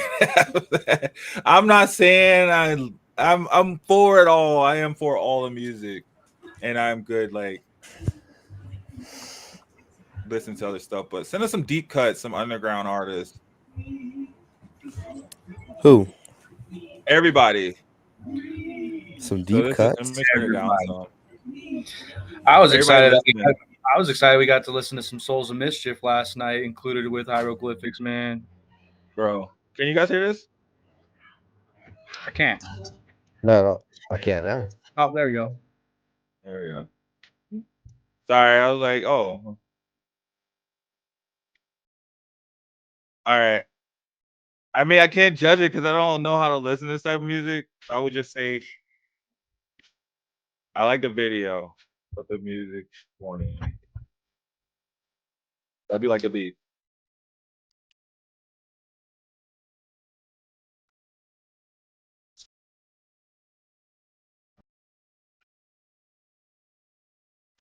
This is a 23-song album.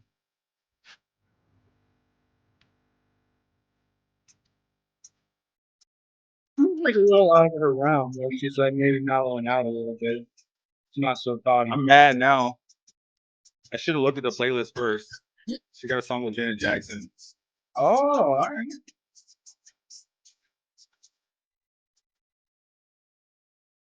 All right. I'm good. How are you guys feeling about? Did you hear enough? No more. I've heard. It's. I like how Cardi B reminds me of the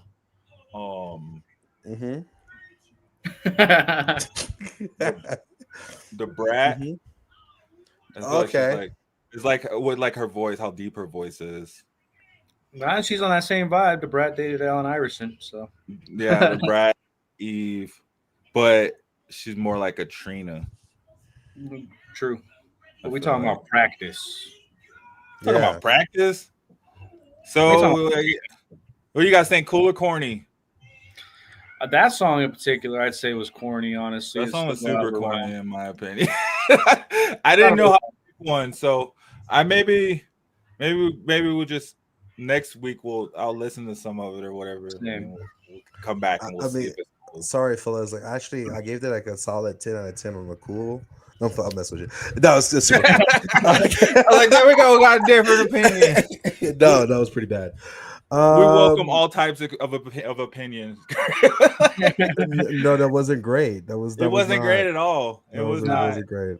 No, but I guess if you like that, right? Like, yeah, I'm sure like a lot of females are gonna come at us and come for our heads and be like, that's the banger. What are you talking about? But yeah, let us know if we have any ladies out there that listen. What do you think about it?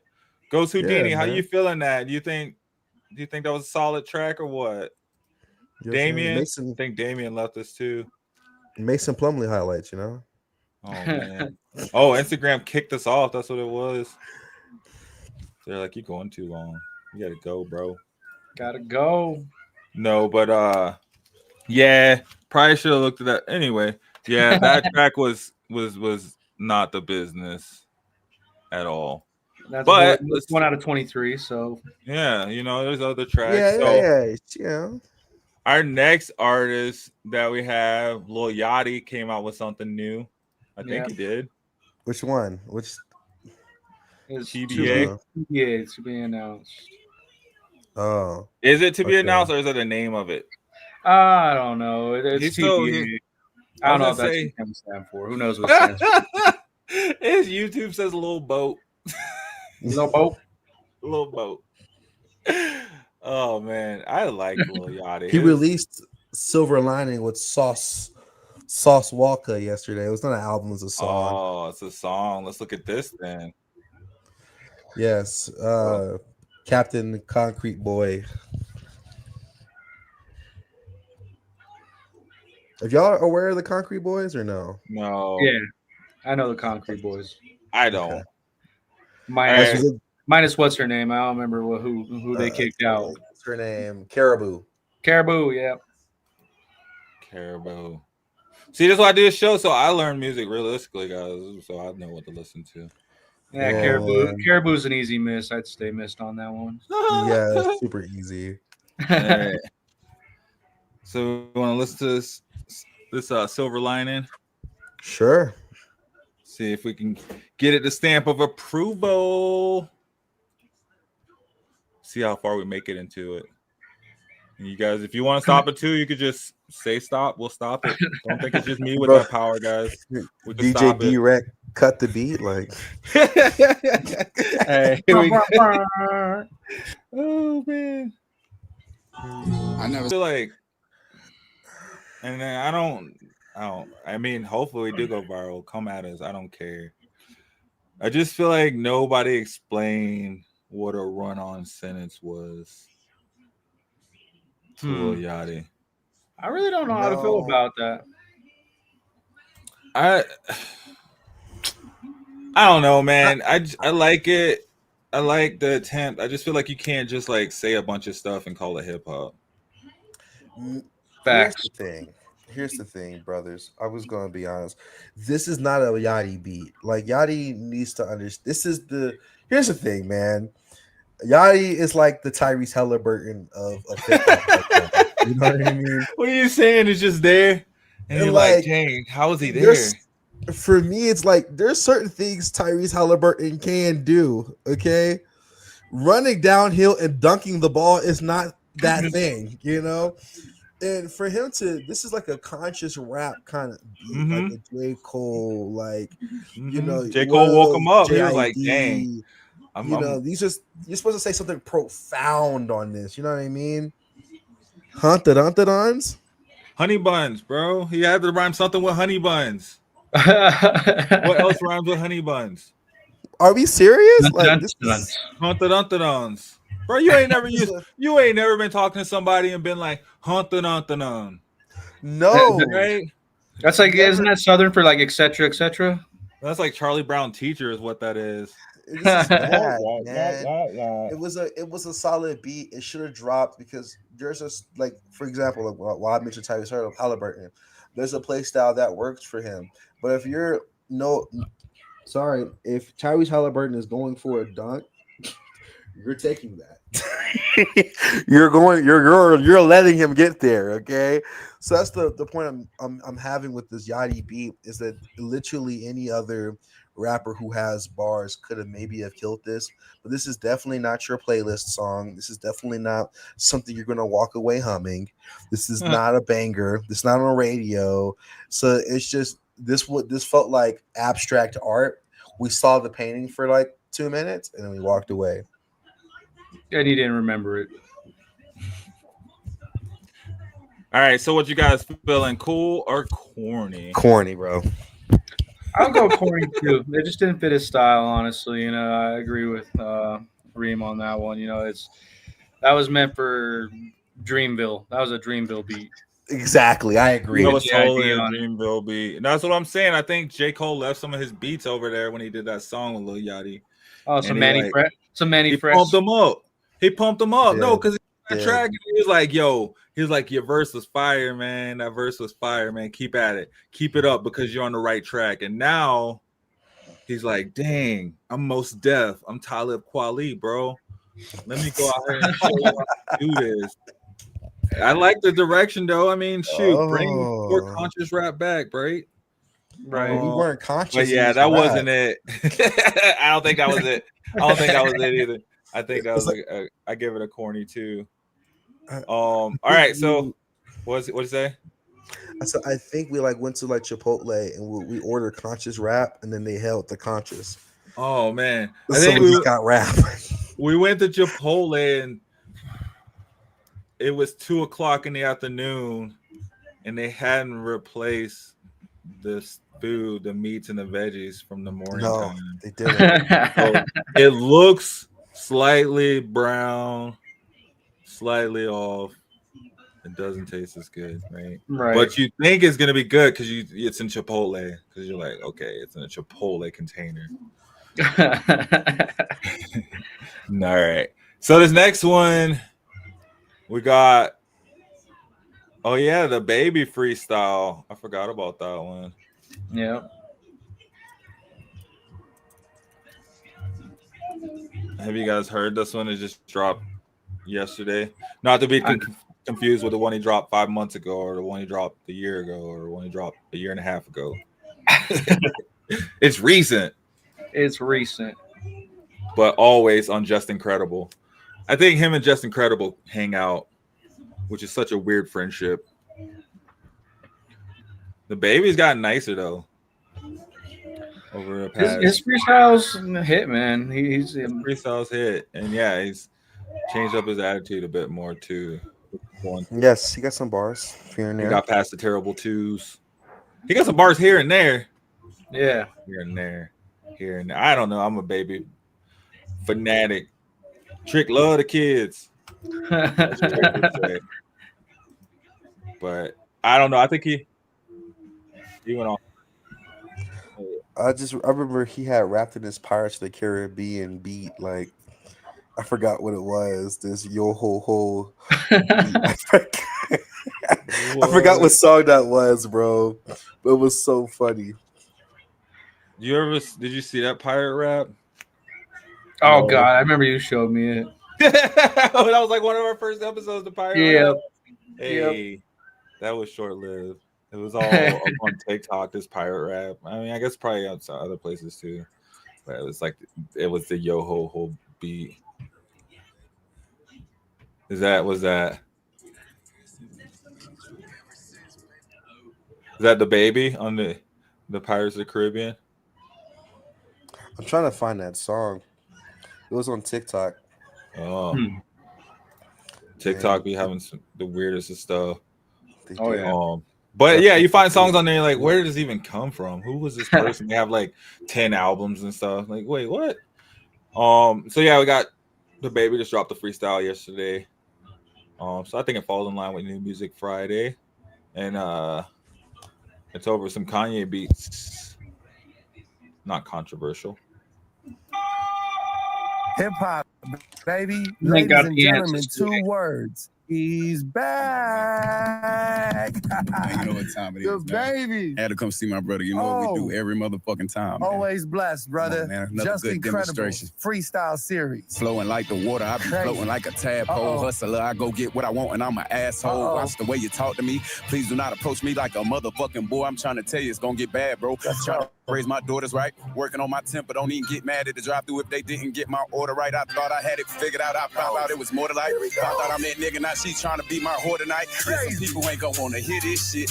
But they gon' have no fucking choice when Kanye clear this shit. Come on. Some people ain't gon' wanna hear this shit. But they gon' have no fucking choice when Kanye clear this shit. Look, I'm that nigga. We couldn't censor it, guys. Sorry. And giving kisses. We intimate PDA. The music I'm giving these section. niggas whippings. I'm giving them BTA.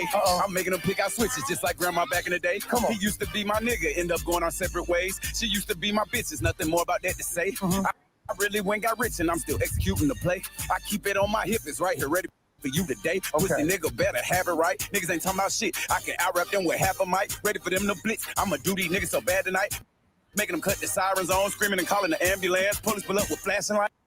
Nigga, some people ain't gonna wanna hear this shit, but ain't gonna have no fucking choice when Kanye clear this shit. Talk about it. Some people ain't gonna wanna hear this shit, but ain't gonna have no fucking choice. Look, come on, man. When this shit dropped, I was in 9th grade. Mama used to tell us, turn them lights off till them lights paid. Bills was too hot. She worked 2 jobs on a light day till I went and hit a light lick and went and bought a new scale finna do this shit the right way. Out here like a quarterback trying to focus on the best play. Went and took my daughter back. Tell mama we had the best day. My cup was overflowing. I wasn't surprised when the drought came. Had to change my mind from hustling to survive to playing the out game. I kept on fighting, kept on shooting about it. This album giving niggas game. I just put music behind it. In the middle of the day, I put this tool on your body. This ain't the motherfucking Luma the Nada. You know it's baby, nigga. Damn. Nasty word. And ain't gonna have no fucking choice when Kanye clear this shit. Crazy, okay. Some people ain't gonna wanna hear this shit, but ain't gonna have no fucking choice when Kanye. We've been no Superman. Ain't been trying to save a hoe. It's enough of this for all of us. The fuck these niggas waiting on, cause baby kept it realer with you. Other niggas faking though. I let you niggas see me lose. I took my losses like a G. I showed you niggas how to do it. They watched them niggas copy me. Y'all think this shit a fucking game? Yes. Try that shit and watch and see. Just put my voice on top the beat. None of these niggas topping me. I bought the Maybach car in August. Double back and bought the Jeep. 100 shots inside the car. Push the start, ain't got no key. They say what they gonna do to me. I told them niggas talk is cheap. Could have been the biggest in the world, but I told them I ain't got no fee to sell my soul. Ain't a check allowed can make me come off what I'm standing on. Yeah, I still survived, and it's fuck all of y'all. I stand alone. Before I let them handle me, if 100 million make me gay, that nigga ain't no man to me. Fucking nigga, be yourself. Thuggin', I don't need no help. I'm comfortable. I keep a yeah. They fuck with me. They see the belt. I asked the mirror on the wall, like, who the fuck you think the best? Who gonna get these people help? I looked up, then I see myself. I like that. I like that. You know what I'm saying? He's here. Come on, man. You know what time it is, man. All right, what are we thinking? You know, like the one thing that I do appreciate about the baby is he's always controversial, but it's because people are always expecting something from him that he don't do. You know, they're expecting him to like change his ways and all that, and he's always kind of just owned himself and always been himself. And it's one thing that I respect about dude is, you know, he's always just been about what he's about, and he hasn't changed for nobody since day one, really. And so, I mean, a lot of people find it controversial. They'll find it provocative or whatever the case may be. But he stays true to himself. He's like, I don't really care what people think. To be honest, I'm going to do me. Yeah, I think that is true about him. He has been like that since day one. Damn, what was I about to say? I just had something. I think this is what I expected the Little Yachty track to sound like, though. In my opinion, as far as like the energy of it, I think but I think Lil Baby, he does really well at structuring his verses. Yeah, he knows how to you know, change up he does really well at changing up his flow and like experimenting with different styles, especially when it comes to like dropping these freestyles and stuff. But it's just like it's not like lyrical. Yeah. Like it sounds really good.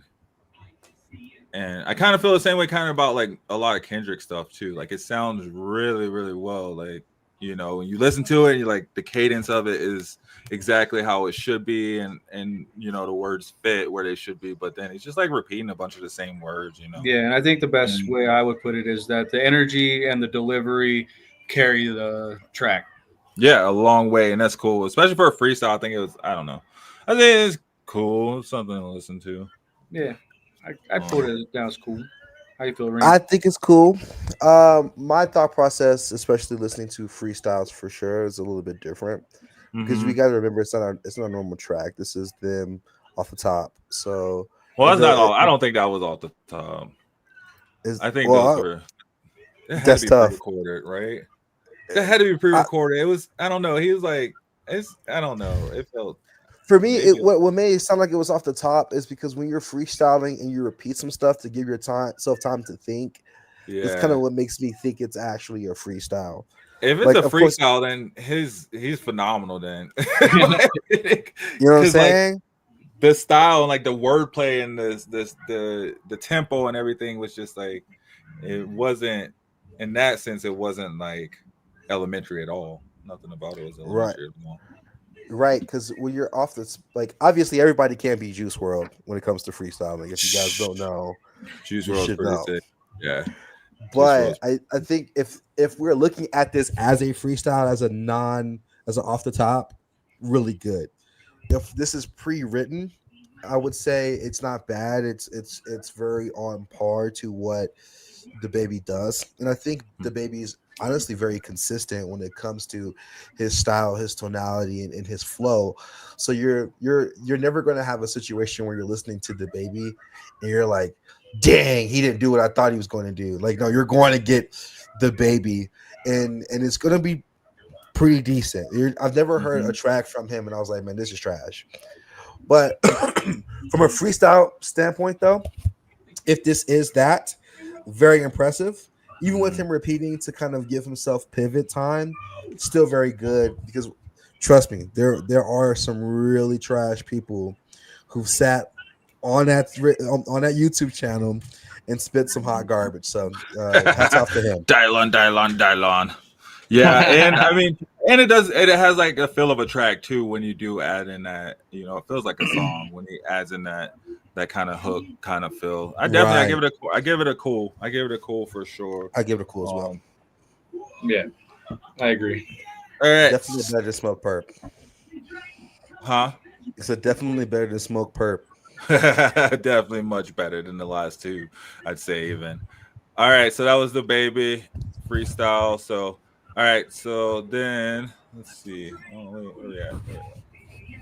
I guess my graphics, I didn't have them saved right. But anyway, the next track is Russ and Big Sean. Russ and Big Sean. There we go. Russ and Big Sean, Shut Me Up. Speaking of old reliable Russ, man. I was gonna say, didn't Russ just drop another album? Yeah, he sure did. Yeah. So, and this is the whole album too. I mean, it's not just this track with Big Sean. I mean, it's a whole album that he dropped actually. I don't know how many songs Russ has. This is Mr. Reliable, perfect attendance. Russ, you're not wrong. Yeah, I was gonna say I can. Let me see. Go to album. A bunch of songs. Yeah, because like I said, he just dropped an album, a whole nother album like a month ago. Yeah, right? Wild. All right, yeah. And then this is a Wild Deluxe. So that was Wild that he dropped. This is Wild Deluxe. So I don't know if it's an entire. It's a new album. It just says it came out today. So 21 new tracks. Yeah, I took a listen to the non-deluxe version when he dropped it, and there was no like solidified bangers on it. But that's not. I feel like Russ is kind of veering away from that. You know, he's hit that pinnacle. He's always been a truly independent artist, so he's kept all his capital. He owns all his masters. So there's no real heavy push for him to like push for an industry track or anything like that. He's putting out what he wants to put out. There you go. By the way, the answer is 680 songs, by the way, fellas. Yeah, boy. Oh, man. Yeah. That's good. That's prolific. if ever there was a prolific artist. He about on that Lil Wayne level. If you look at it, I mean, with that many songs, like, gosh, Oh. since what though? Was that since like? Since he started, this is his discography is 680. Oh, I wonder when did he start? The 2011. Maybe that's why Logic is putting out random ass tracks all the time. Is he trying to keep up? Yeah. And Logic. for perspective, this is 3 times the amount of songs for Taylor Swift. just How many- perspective. Taylor Swift has 3 times. No, 3 times less. Oh wow! And she has like 4 billion more. Yeah, plays. man. Yeah. Taylor Swift. All right, here we go, Russ and Big Sean. Big Sean been trying to come back. Yeah, definitely. Oh, Which is good. Got the sound on.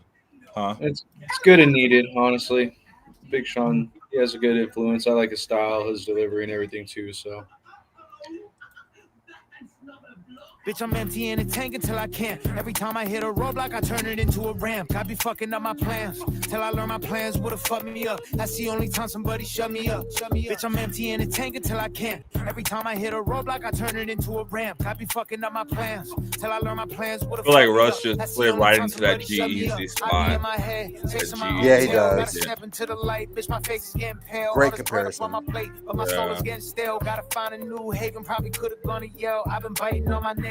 I'm just getting hammered. Please shut the fuck up. I've been working on my manners. Might have ended up like Chandler if it wasn't I like for a my better friends. Jeezy I'm a though. multi-millionaire, but I still do want the too. 2 cents. Reinvest into my headspace. My But inner for a critic long gives me time, hell, boy. him, Sometimes I get a red G-Eazy, face. I'm and walking around like GK had Hellboy. a very Someone call similar it Bellboy. flavor. I'm struggling with baggage. Holding on to what I Eminem just want so knocked tight, I got a that callous completely out of habit. you, It's been a GK. challenge. Only God MGK. trusts me. He's Tempted changed told me his hit whole up life. but we didn't beat. Yeah. Heaven is a club, but I'm with anger, pride, and lust. Do you think God can still Yeah, put Russ G-Eazy, on the list he with a changed plus his 3? own Bitch, life. I'm emptying the I tank don't know until I what direction can't. he Every went in, time I hit man. a He road, thought like he I was turn it into a ramp. I be freaking fucking up my plans till I learn my probably plans. like Fuck me up. That's the only time somebody Elvis or shut me up. something, Bitch, I'm man. emptying the Like his tank Mac until I Miller or He's can't. got too Every big. time I He hit a got too road, like big I for his turn it into a britches. ramp. I be fucking Yeah. up my plans till I learn my plans would've fucked me I up. don't know That's what the he only time thought. somebody shut me up. Circling And the Russ train while was like, people all see me right, running victory laps. let me College slide dropout, but I in. still end up in history class. Cause I'm a legend. We all die, but we don't live life. Wallet looking pregnant, my accountant need a midwife. Driving in a drop to the shows I wanna see fans. Knew I was the future youth. It's Then they cool. yelling free Maybe I bands. just don't Thinking like that my music as scars much as I counting did money though. with my free hand. Kind of That's a boring. This slippery sounds slope and I like forgot to pack my ski Madden pants. music. I'm in southern Italy. Huh? I go see the relatives. This I sounds know like that there's something more you to life listen than to on pussy like and 2K or percentages. Tell me Madden what when it you're is. scrolling through these I never I heard playlists. bet it of is steady on smooth 2K sailing or when my Madden. spirits feeling turbulence. Shifting from This is control what to this sounds surveillance. like, Daily bro. struggle, being hype about some shit feels like a setup to be humble.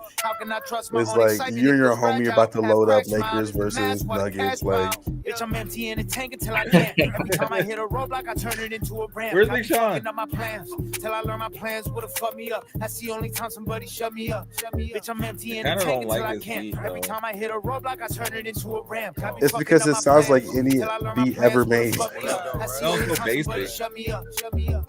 Everyone that I love is in a picture on my nightstand. Me fumbling this shit is not even a slight chance. Y'all be fucking over y'all queens for a botch. Bitch will make up worse than Trump right hand, pussy. Type of life I live will probably shorten your whole lifespan. I'm getting 5,000 times 100 just to touch a mic stand. You raising right hands, talking about you ain't snitch, just looking like, all right, man. And I'm going 0 dark 30 mode, tunnel vision, so I do my dirt and clearing all the modes. All the goals, all the bows, calling all of those. Stood tall when y'all thought I fallen all the fold. Sign 8-figure deals like you host sign NDAs. I don't got time for you any day. Gotta reach out to my PA. Catching a wave in my city like they watch me in a parade. If you think about sending me hate, must be off that MDA. Cause they gon' ride like Green Beret. Who would've thought we see today? When the nights that made me shake. We was broke but didn't break. I got 99 problems, but it ain't one that's in my way. Yeah, and I got ushered in, so Man, I'm having my way. I'm trying to hear Big Sean with JID on the track right now. Dude, that'd be a track. I need to hear that. Bitch, you know what's up. Bitch, I'm emptying the tank until He I saved can't. this Every track. time I hit a roadblock, I turn it It was into a corny. ramp. I be fucking up my plans. And he till I learn cooled my it plans off would've for me. fucked me up. That's the only time somebody Yeah.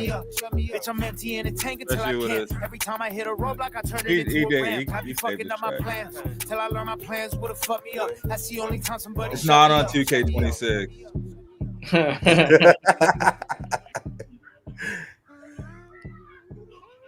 We're Yeah. gonna see Russ on the Madden cover. Yeah. Oh man. Yeah, that was a corny, I thought, until Big Sean came on, because that beat was kind of dang. That was a SoundCloud beat.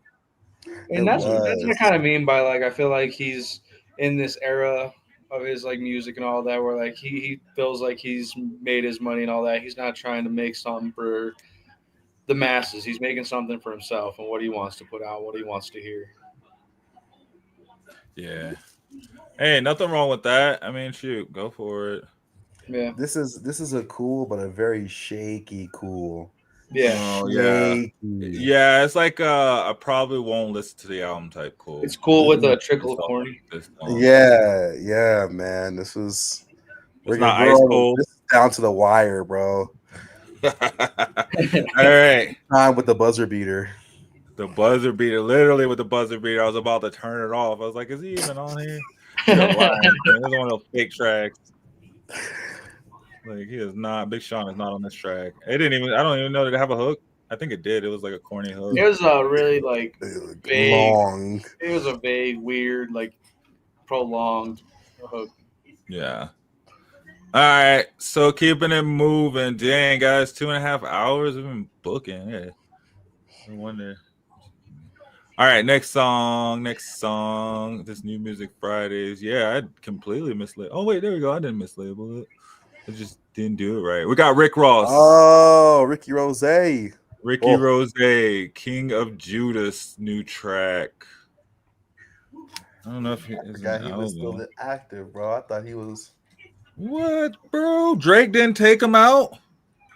Man, I thought he was hitting the Gronkowski. He almost got taken out by Drake till Kendrick Lamar came in. Oh, he got another track, Money Fly. He needs to stick to his wing stops. Yeah, man. Hey, Teflon Don. Hustling. Whoa. The Kiss of Judas. Oh, what did I say? King of Judas? Kiss of Judas. Yeah, Kiss of Judas. And Rick Ross? Wait. Oh, Atena. Is that how you say her name? Etna and Rick Ross. Okay. So it's not just Rick Ross. Let's see how this be. All right. Yeah. We can cut that right there and then. Yeah, I'm not gonna say I have anything against that, but I was after looking at like the Cardi B song, I was like, I'm not gonna look at the rest of them, you know. Nah, bro. I was not expecting that, is what I will say. Like, God bless. That beat, bro. I don't think you can rap about like hustling drugs and stuff and then go. I don't know. I just don't think you can do both. Maybe you can, and obviously he is, and he does. I just feel like I don't know how. It's like it's very transparent. It's like the ghetto gospel theme. I don't, bro. But the beat, that Coco Melon beat he had on, bro. And his flow was even like smoother too. It wasn't like I don't know how to explain it. It was like it felt like oh gosh, I don't even know what it felt like. I was just not expecting that at all. I didn't even know if I want to do this next song. I don't know if this next song might have to do it just to watch this. I don't know what happened with that one. Yeah, that's getting the buzzer for sure, bro. That was gosh, Rick Ross. Do whatever you want to do, you make it. All right, so this next one's a corny. That was definitely a corny. We only got what? Do we got one cool? We got the Baby freestyle. That was cool. And then the Russ and Big Sean. Yeah. Dang, 2 and 3. Oh, there we go. Got get that mess out of here. Yeah, that's out. That's a corny for sure. That's the back it up. Cardi B. What else? Whatever that we heard some intellectual with Lil Yachty, right? We heard conscious rap, Lil Yachty. Her album's called Something Beautiful, but it has her on the cover, so it's it's already. But it has her on the cover, so I don't know. Oh my God. She got me when she completely remade that Bruno Mars song. Did she kind of have I Can Buy You Gypsy? Flowers? I Wish I'd she- Buy You Flowers, and then she did the females version of it. Yeah, For me, it was Jay's on My Feet. that's what I was Jay's about to say. I was about to say. I mean, Jay's- unless there's a Wiz Khalifa and Jay's Juicy on My J Feet. feature on there. I don't think I listened to that one. It's Wiz her, Khalifa? Juicy J, bro. Back when Juicy Oh, J was on. gosh. Hey, Oh, this when he was man- working with Taylor Swift and stuff? Yes, man. Juicy J was like, he must have been in debt. Right. There's lost- no he rapper on lost his a bet. album. He I don't lost want a to listen bet. to this. Let's see. Golden Burning.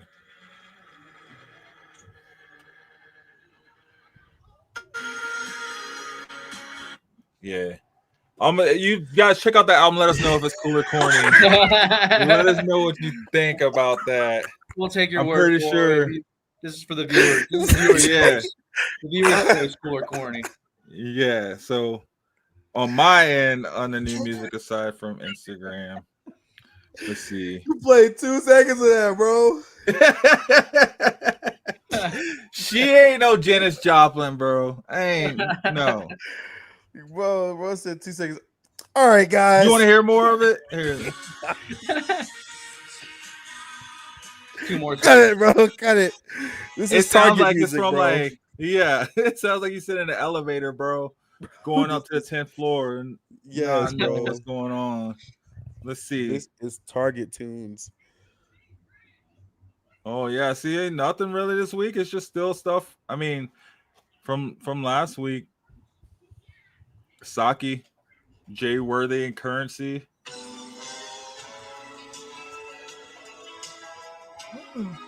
It's a weird beat. It's like they want to be throwback. They don't want to get sued.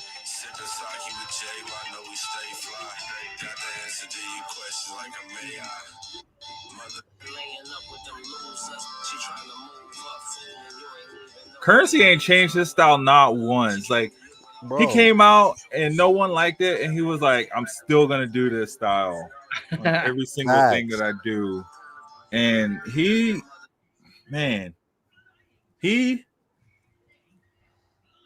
for some reason, is probably one of the most famous underground rappers. Because I don't think anything he put out. Well, I don't know. His songs. What was his last big song from Currency? Do y'all know? Wasn't he on? Man, that was long. That wasn't his latest. I was gonna say Jet Life, but that was a long time ago.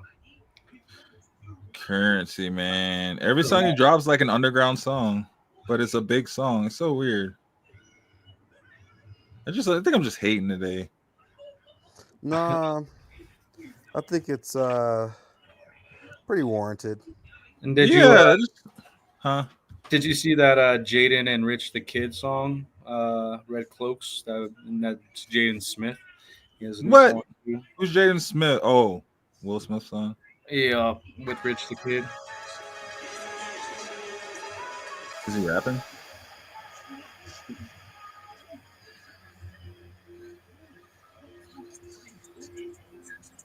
I haven't heard of anything from Rich the Kid in a minute, so I was surprised to see that. And then Jaden Smith just being Jaden. He hasn't been hot since he's a new freezer. Rich the Kid? Yeah. I honestly don't even know if I know who Rich the Kid is. I was thinking of Throw Some D's on that Rich Boy, I think. Yeah, yep. Yeah. I got a song for you guys for Friday, as my ticket in the ballot here. Good, because this song sucks. Maybe I'm too old for this song.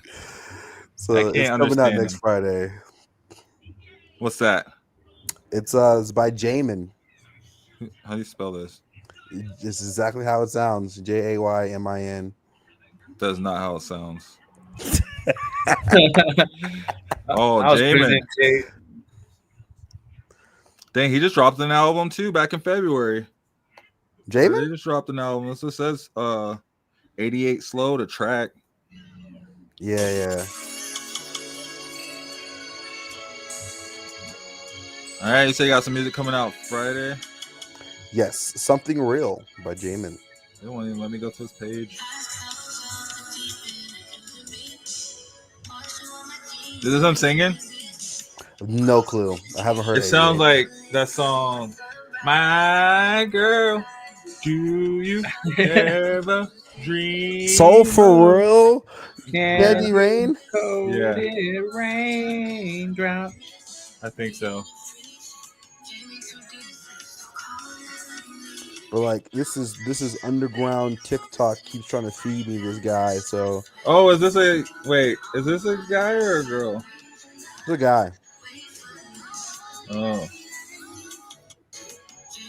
But it's the song is called Something Real. Comes out 9/26, so this Friday. Okay. Okay. You know, I've been listening to Still a lot. He actually just had a song he was on that JD album, on that Jermaine Dupri album.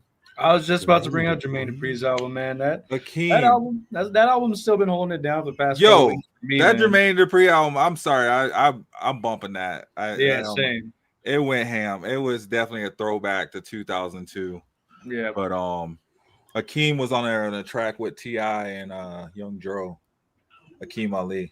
And he held it down. Oh, Akeem. Yeah, he's good. Akeem, he's real good. He held it down, man. I thought that was perfect track, right? Him and T.I. are like, he is like on that evolutionary. I like to put people on like trees, I guess, and try to see where they come from or how they connect and stuff. And I put him on that evolutionary tree from T.I. for sure. Like in that, like Andre 3000 vein of type of, I don't even know what the word would be for it.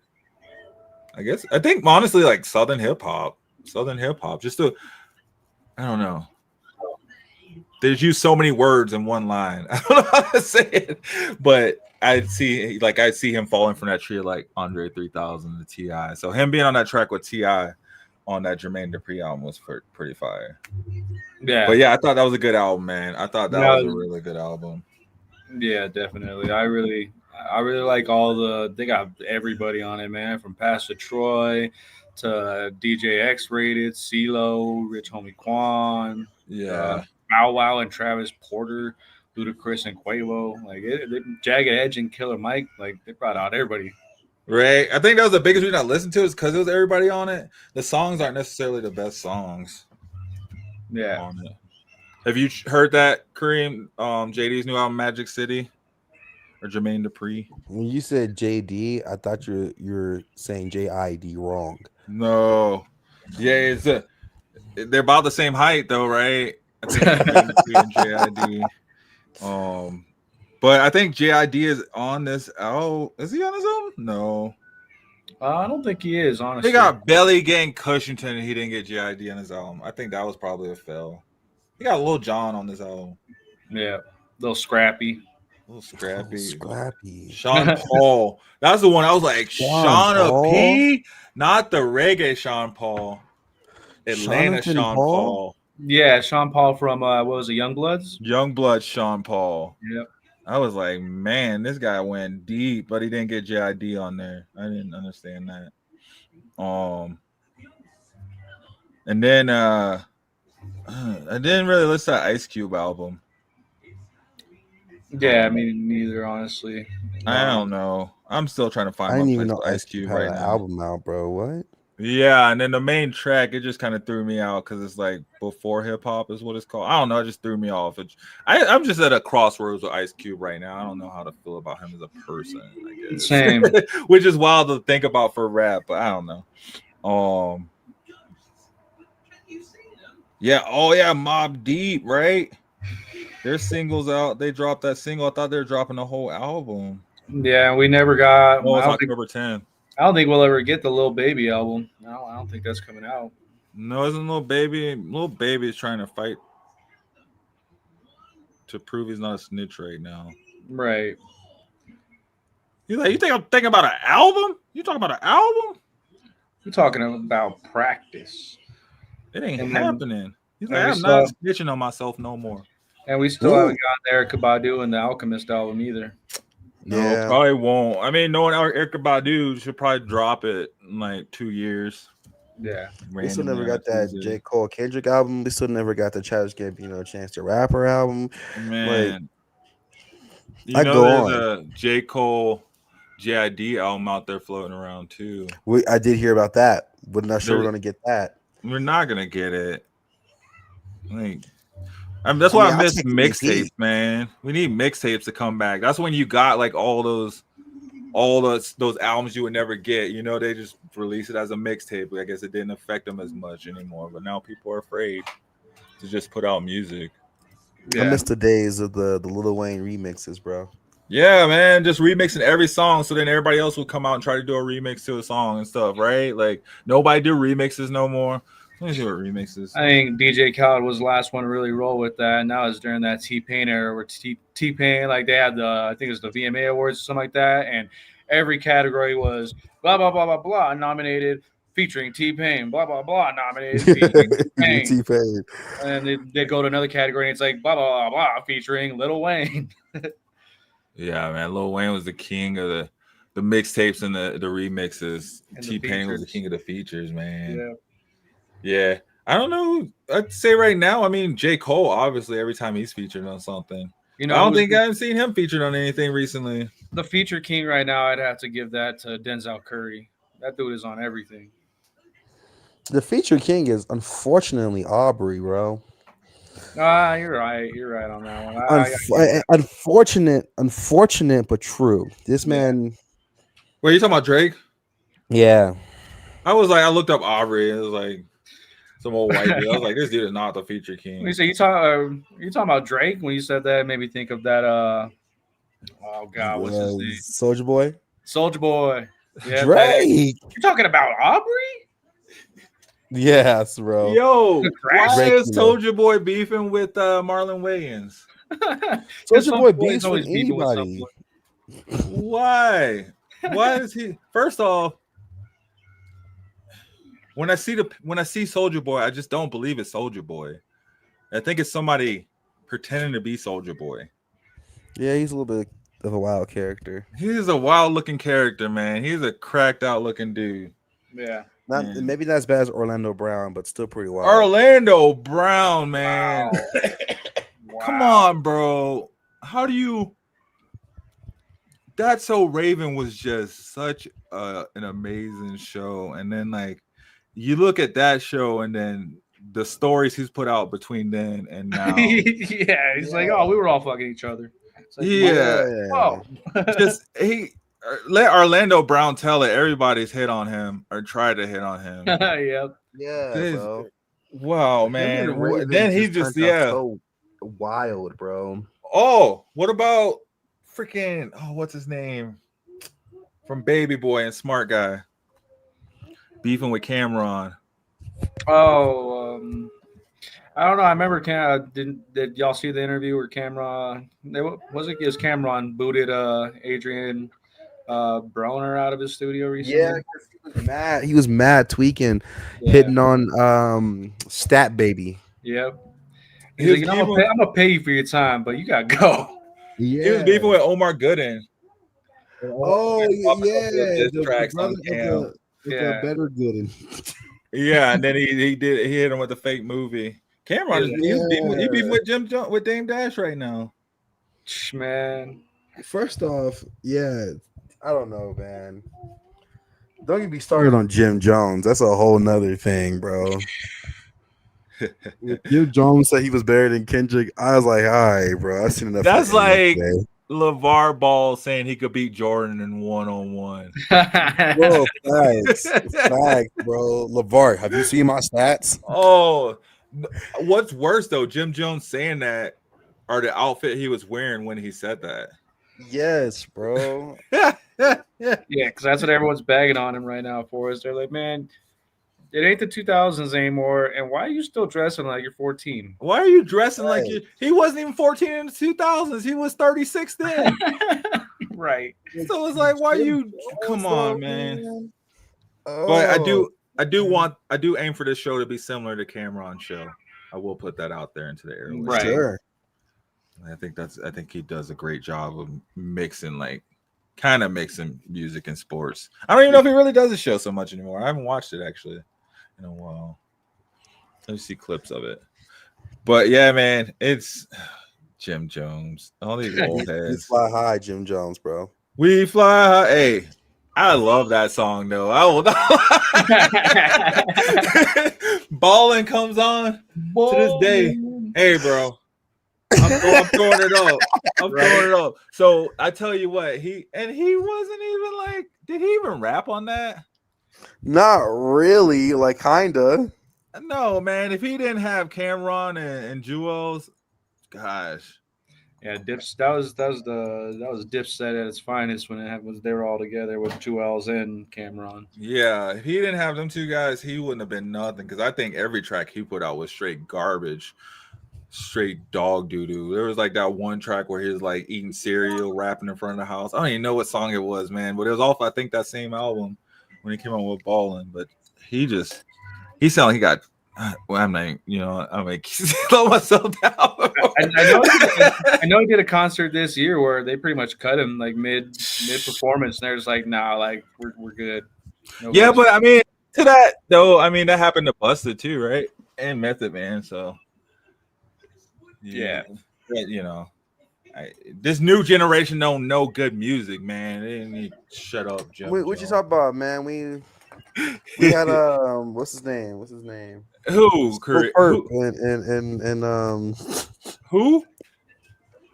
I forgot the guy who made Gucci Gang. That was crazy. I forgot his name. Gucci Gang. And that's like the whole thing. They say the whole song is just Gucci Gang. They don't say anything else. It's like Lowrider. Lil Pump. Lil Pump. We had Lil Pump. Yeah, I had Lil Pump. Then we have NBA Youngboy. We had Lil Jon. Hey, I like NBA Youngboy. I like his flow. I like his style. I don't ever know what he's talking about. Me either. It's okay. No one does. He got some demons. He got some demons. Then, for sure. I was trying to think. He said Lil Pump. God bless. Music, man. Music makes me lose control. I tell you what. But it's crazy to see the evolution of hip hop in the past 50 years. I think it's been. I think we had a good high point at a point in time, and then we're kind of starting to. We're on a downward slope. Mm-hmm. Like the 2016, 2017 era was a good time. 2018 was shaky, and then it hasn't really been as hot as far as like lyricism is concerned. I think from a stylistic standpoint, I think we have some interesting styles now. The New York people weren't like we have a different flavor of New York than y'all had. Like we're getting a drill rap version, y'all were getting like prime, Papoose and. Well, I mean, I put Nas. I will put ASAP Rocky in that. I will put Rocky up there with them. Rocky was in the incline though. Like I'm talking about now. Now we're not. Coach Contra is out of New York. And they're now Coach with zombies, bro. Sure.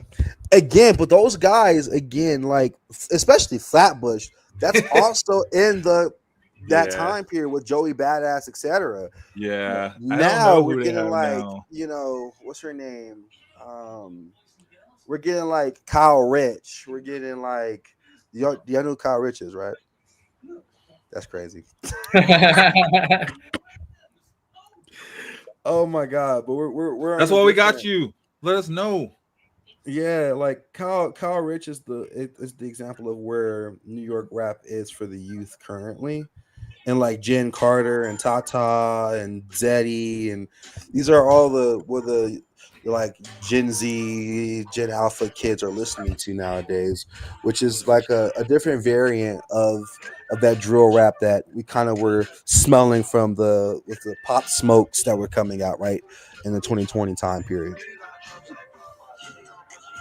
Are you looking up Kyle Rich right now? Yeah, bro. Everybody want to sound like different. But yeah, Kyle Rich for sure, and Jen Carter.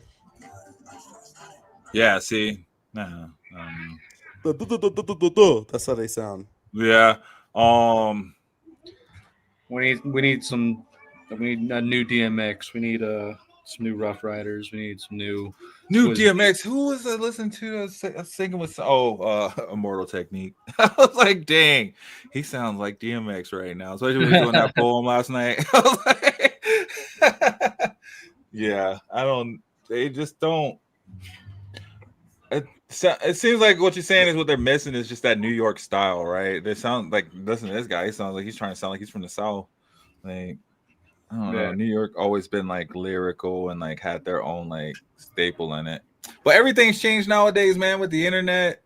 I feel like everything's meshed together, right? Like that era, that music was hitting so hard because that was like pretty much all they would listen to, right? Was like straight New York music. Like I remember when I like lived in Cali, really the majority of music I could find was just Cali music, right? When you could buy music, you had to buy music and you had to go out and get it. And then, the mid 2000s, when we started seeing MP3s take off around like that, 2013, 26, by 2015, everybody, had an iPhone, they had MP3s in their phone. YouTube was getting bigger too, right? So I feel like that probably changed it a lot too. But yeah, I mean, before then, all they had to go off of really was mainly New York style music. I would say that like the one person that like I think is surprisingly carrying a certain style in New York that I enjoy, that is like he's 20 years old, is Lil Mabu. Lil Mabu. Sure. Is he really about like the things he talks about? Has he really had that New York life that we've seen? Probably not. But up for debate. But I mean, the music he drops, man. I mean, it is catchy. It is cool. It is true New York. Lil Mabu. Whoa, this guy looks a character. He is. He's a character for sure. Mathematical disrespect. Like most of y'all rappers that signed to the streets, only dealers we took was a plea. Sounds like 100% of my cuts. Nobody taking a fee. He sounds like a London rapper. I like that. It's a funny take. Right? Does he have a song with what's his name from Atlanta? And Lil Mabu was the one that he got into like semi beef with Blueface. Blueface. That's the one with the son, right? He was talking about how he was who's Blueface's baby mama? That one girl. Christian Rock. Christian, yeah. Yeah. Yeah, he did a track with her making fun of Blueface. Dang, that's some 50 Cent type trolling right there. He's a troll. That's cool. That's what I want to see in rap, man. We're gonna be rap, like let's do some beefs, let's do some battles, let's troll. But instead, we got Offset tweeting at Stephon Diggs about how he got more kids than him, and he wins the point score. Man, I think I think this is a pretty good show. I think this might be a good spot to kind of wrap it up. I didn't know we'd have this much. I was planning to do like 30 minutes today. Oh, my bad, gang. No, you're good. That was fun. No, I felt like 30 minutes still. All right, it felt like it really did. I mean, I keep looking up and it's like, dang. I mean, 3 hours. I think this is definitely by far our longest show. Yeah. For sure. So I have fun. I mean, Reem, you're more than welcome back on anytime you want to come on, man. Definitely. Perfect. Anytime you have me, I'm here. Yeah, man. We'll, and then we'll metamorphosis into some basketball talk. But yeah, we went through the games, guys. We went in and did our predictions on the games in today's episode. Talking on the Broncos game, Statik had 28-34. I had 42-26, or he had 28-34 Broncos. I had 42-27 Broncos, and then Reem had 31-20 Chargers for some reason. I don't know. And then with the Colts and Titans game, I think we all picked the Colts. Reem said 18-28, Statik said 15-6, and then I said 35-12. So we all still got the Colts or the Titans getting under 21, under 3 touchdowns. So not clearing that 3 touchdown mark. I think they might show us something because they still do got a running game. So I think it'll be interesting to see. It was slick. I had the Clemson game up. Thought I was gonna be able to talk about that a little bit, but my other half came in and changed it. So no more Clemson Syracuse game. But there is college football on today, guys. We still 2 more hours. We'll have that Mountain West game on over here on Shady Sports Network. So don't forget to come back. You can catch San Jose State versus Idaho on our alternate channel. So on the YouTube live channel. And then we'll also have that link in the comments. So if you head over to YouTube, you'll see our comments. If you can't find that link, or just go to Shady Sports Network live on YouTube. Yeah, we went through the other games, talked about, what we thought about the other games, talked about the Dolphins' downfall.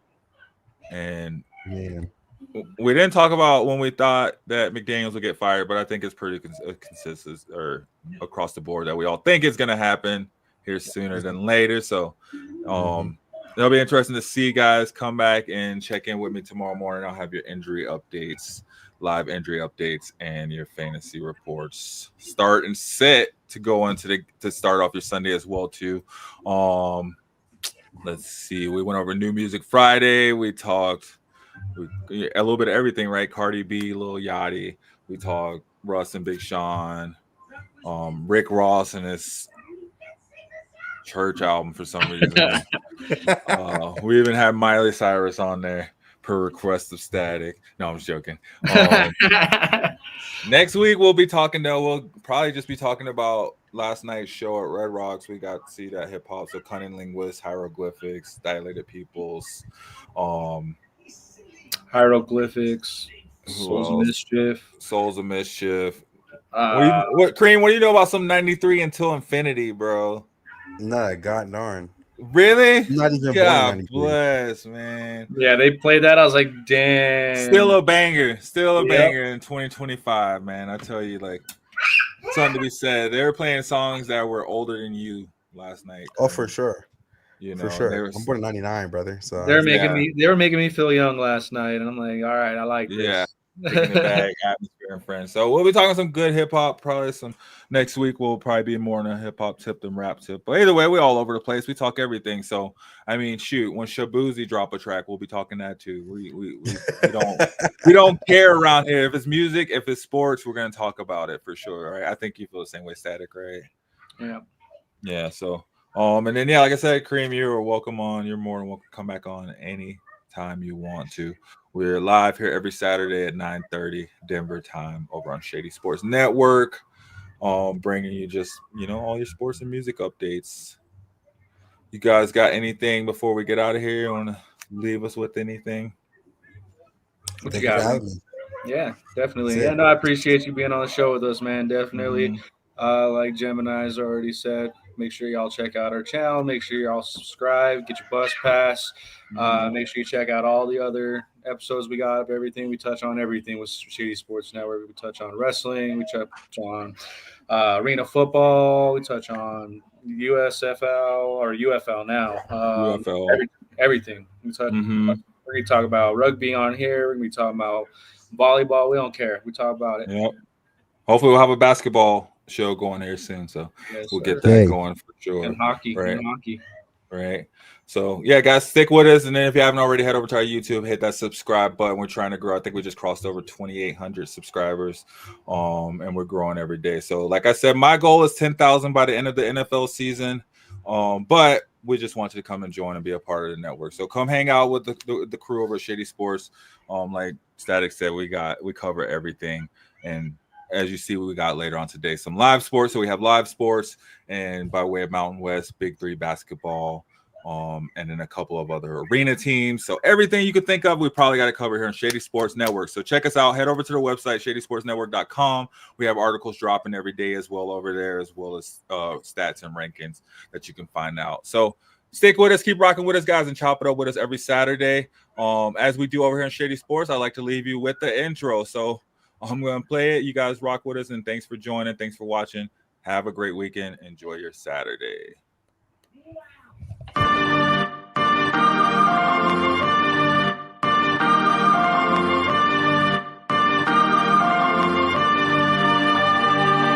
It's the bus stop, swerving into what's hot. Coming live, Shady Sports, yeah, we got it on live. Sports and music, yeah, let's get into it. Do it like no other, do it. Blueprint for consuming the team that's never losing. Coming live from Colorado, like shit and follow. Shady Sports, the motto, fresher than avocado.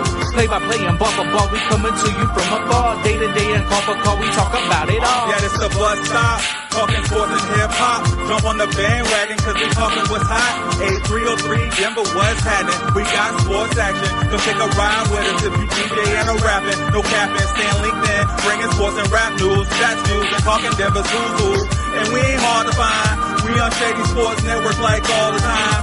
Gemini Statik got the ball, it's time to grind. It's the show you won't wanna miss, not one line. And ain't there not a show bringing what we bringing. So go ahead and tune in, man, we just hanging at the bus stop. Shady Sports, Shady Sports, Shady Sports, Shady Sports, Shady Sports, Shady Sports, Shady Sports. I'm a game changer.